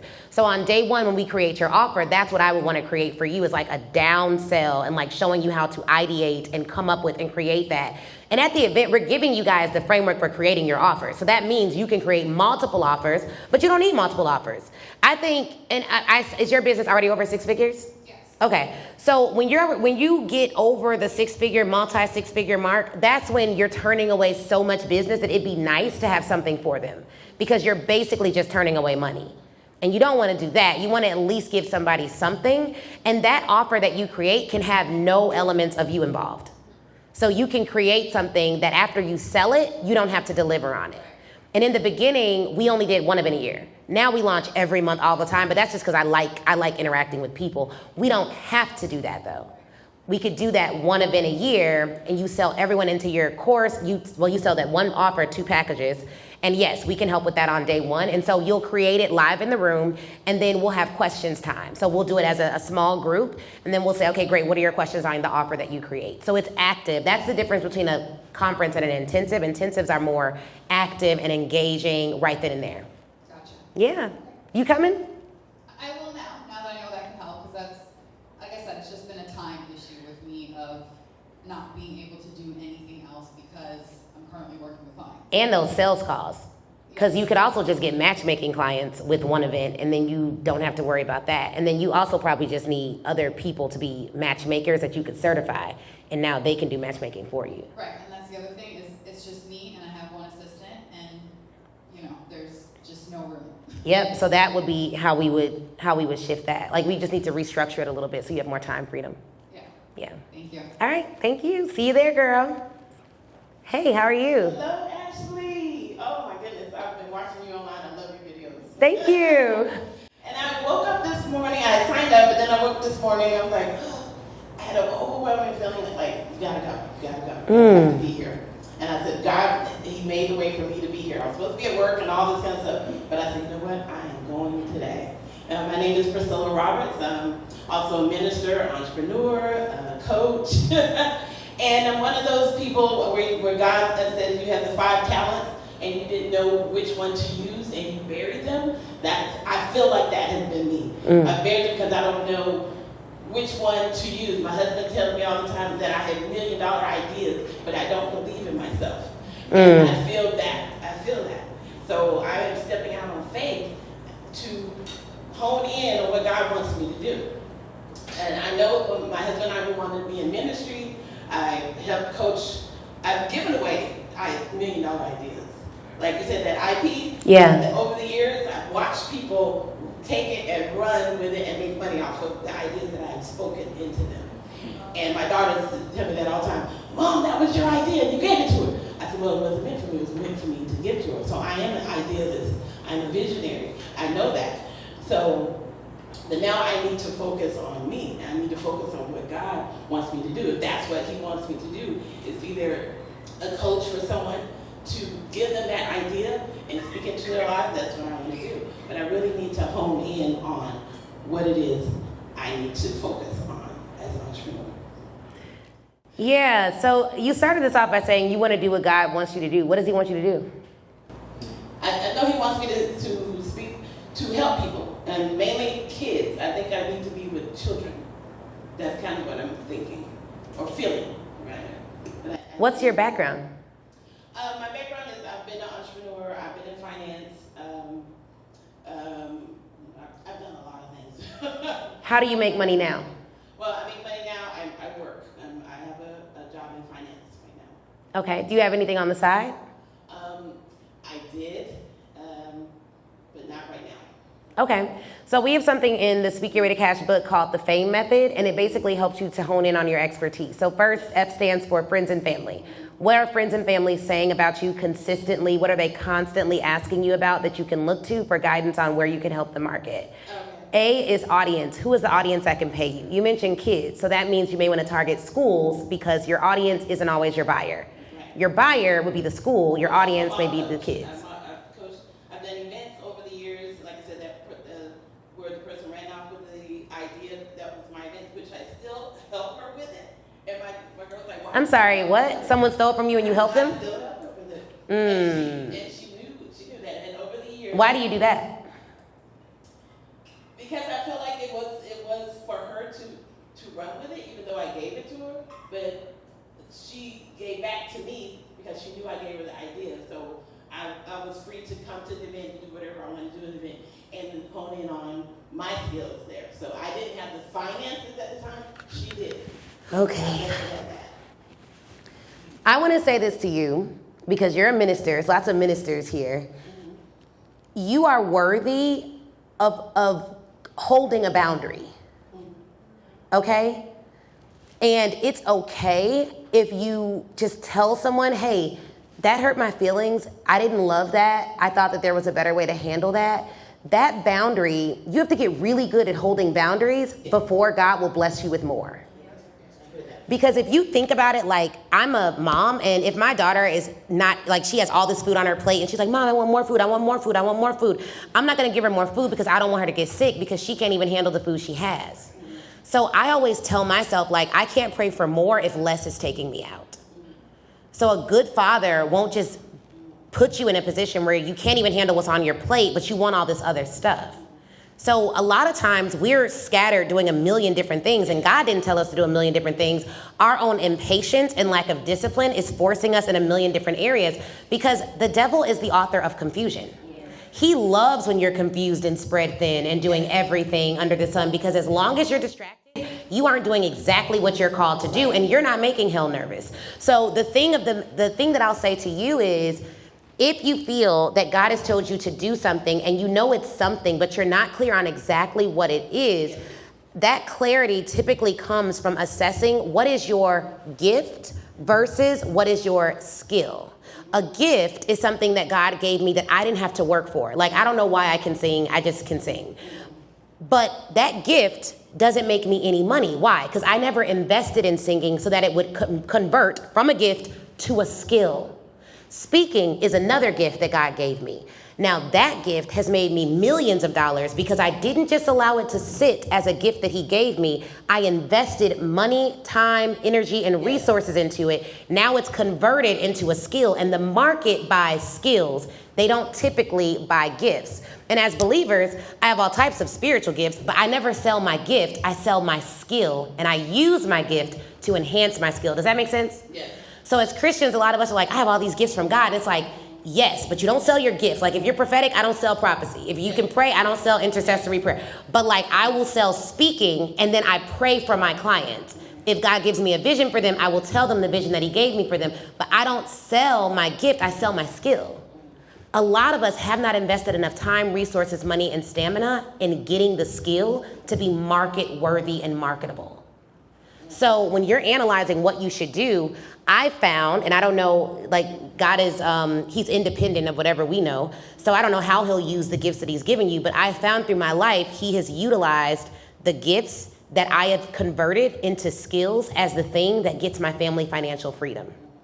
So I would look at the intersection between gift and skill and where you've invested the most time and money in getting great at something. That's likely where you're gonna be able to like use that and sell that to the marketplace.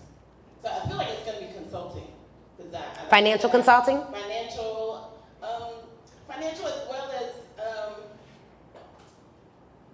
a person's, their gifts. I can see gifts in other people. Like I sent people, 2 people to Hollywood where I saw their gift in them and I spoke that into them that they needed to go to LA, and as soon as they went, they got picked up. If you guys ever saw the movie with Gabrielle Union. But you do finance, right? I do. How many years? Like 20. Skill. Real estate. We run from what we're skilled at because we don't think it's like, I don't know, like cool enough, but like the skill is what's going to open the door for you to utilize your gifts in every other area. So don't run from what you have the skill in. And it is, like I said, I set up events in the real estate market. When the real estate was high, I was the event planner. I set those up for 2025. When you said to do events, Finance. I have ideas. Yes. Focus. Yes. Distractions come from the enemy. Yes. Focus. Yes. One of the fruits of the Spirit is self-control. That means in focusing on the thing that is before you. Like we spiritualize the Bible, but it's very clear. Fruit of the Spirit, self-control. That means I have to be able to control myself and not become like a little squirrel trying to go after every little thing, and focus on the area where I have skills and let that area produce revenue in my business because I learned how to market it, how to sell it, and how to get better at it. You have lots of gifts. There's lots of things you can do. What is the thing you should do? I would look in the area of finance. Yeah, of course. Thank you. Yeah. Yes, of course. Okay, so one other thing that I want to tell y'all, I went to Speaker with Cash 2022, and we got a workbook. So when you hear about the event and Ashley talks about getting a workbook, it's not no little foolish book. I use this book every day. When I got my licensing deal, I turned to the licensing part of the book and I used it. When I wanted to pitch, I turned to the pitching part of the book and I used it. The stuff that you got it with you. I take this book with me everywhere I go, because if I get an idea, it's like, wait a minute, I learned about this from Ashley. And so it's not like some little jacked up, little cheap, raggedy book. This was 2022, and I use this book every day. So I just wanted to share that with y'all too. Yeah, y'all will get a printed workbook. We take great pride in our workbooks. AI don't do that. Yes. Hey, how are y'all? Good, how are you? I'm good. My name's Tatiana. And you're closing us out, because y'all the nighttime crew. People done snuck out the back with the finger up. Y'all the nighttime crew. You gonna close us out. So I'm an esthetician. Oh yeah, wonderful. Okay. Yeah. This is aesthetic poetic. But I'm here on my mom's behalf. She's getting ready to do a small business expo, and she's doing a keynote for the expo. And I'm trying to find ways to like speak more life into her. This is her first like public speaking event, and she's come a long way. She's very nervous and she's very shy. So my thing is, I want to find ways that I can help her and to speak life into her. So do you have any like thing that you can, any tips or anything? When is her event? It's next month on the 11th. I love that. Well, congrats to your mom. Do you have the Speak Your Way to Cash book? No. Give her a copy of that book. Do we have an extra one, Nicole? Okay, so you're gonna give your mom a copy of this book, have her read it cover to cover before the event, and then she can go to if she has to skip through some stuff, tell her to read part 1, that's all about mindset, so that's gonna help her with the confidence. And then part 4 or 5 goes into delivery. Yeah, you can have it. Goes into delivery, and it goes into how to deliver a talk that is going to get people more engaged. And so we talk about engagement, we talk about tonality, we give a lot of different specific strategies for how to give your talk. So I think that'll be really good for her. And then she can listen to the Speak Your Way to Cash podcast.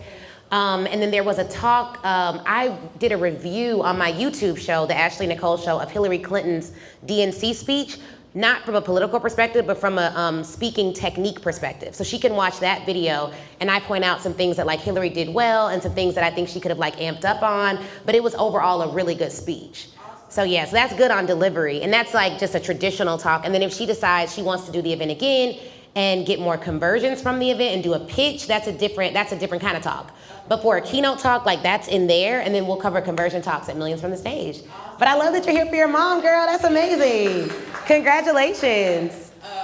But I appreciate, you coming and speaking to us and kind of giving that knowledge.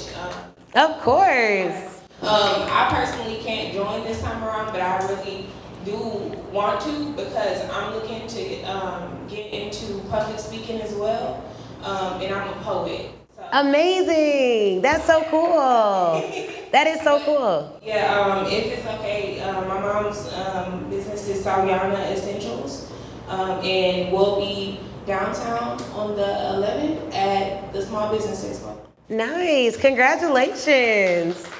All right, y'all. Well, we didn't shut this place down. We still got to clean up and get on out of here. But I appreciate you guys coming. This is our first ever event specifically for coaches, and so it's something that we're doing. We have another event February 20, no, not February. We have another event November 22nd. It'll be right back here, but it's called Corporate Selling Secrets. So it's all about selling to corporations. So if that's like your thing, then you should definitely come to that as well. And I don't know when we'll release the link, but we'll release it sometime soon. Okay, well, thank you guys for coming. Give it up for yourselves. Yeah. Energy high, excuses low. Energy high, excuses low. Energy high, excuses low. Energy high, excuses low. I need energy, need only good people that's around me. All the faith you can give, that's the recipe.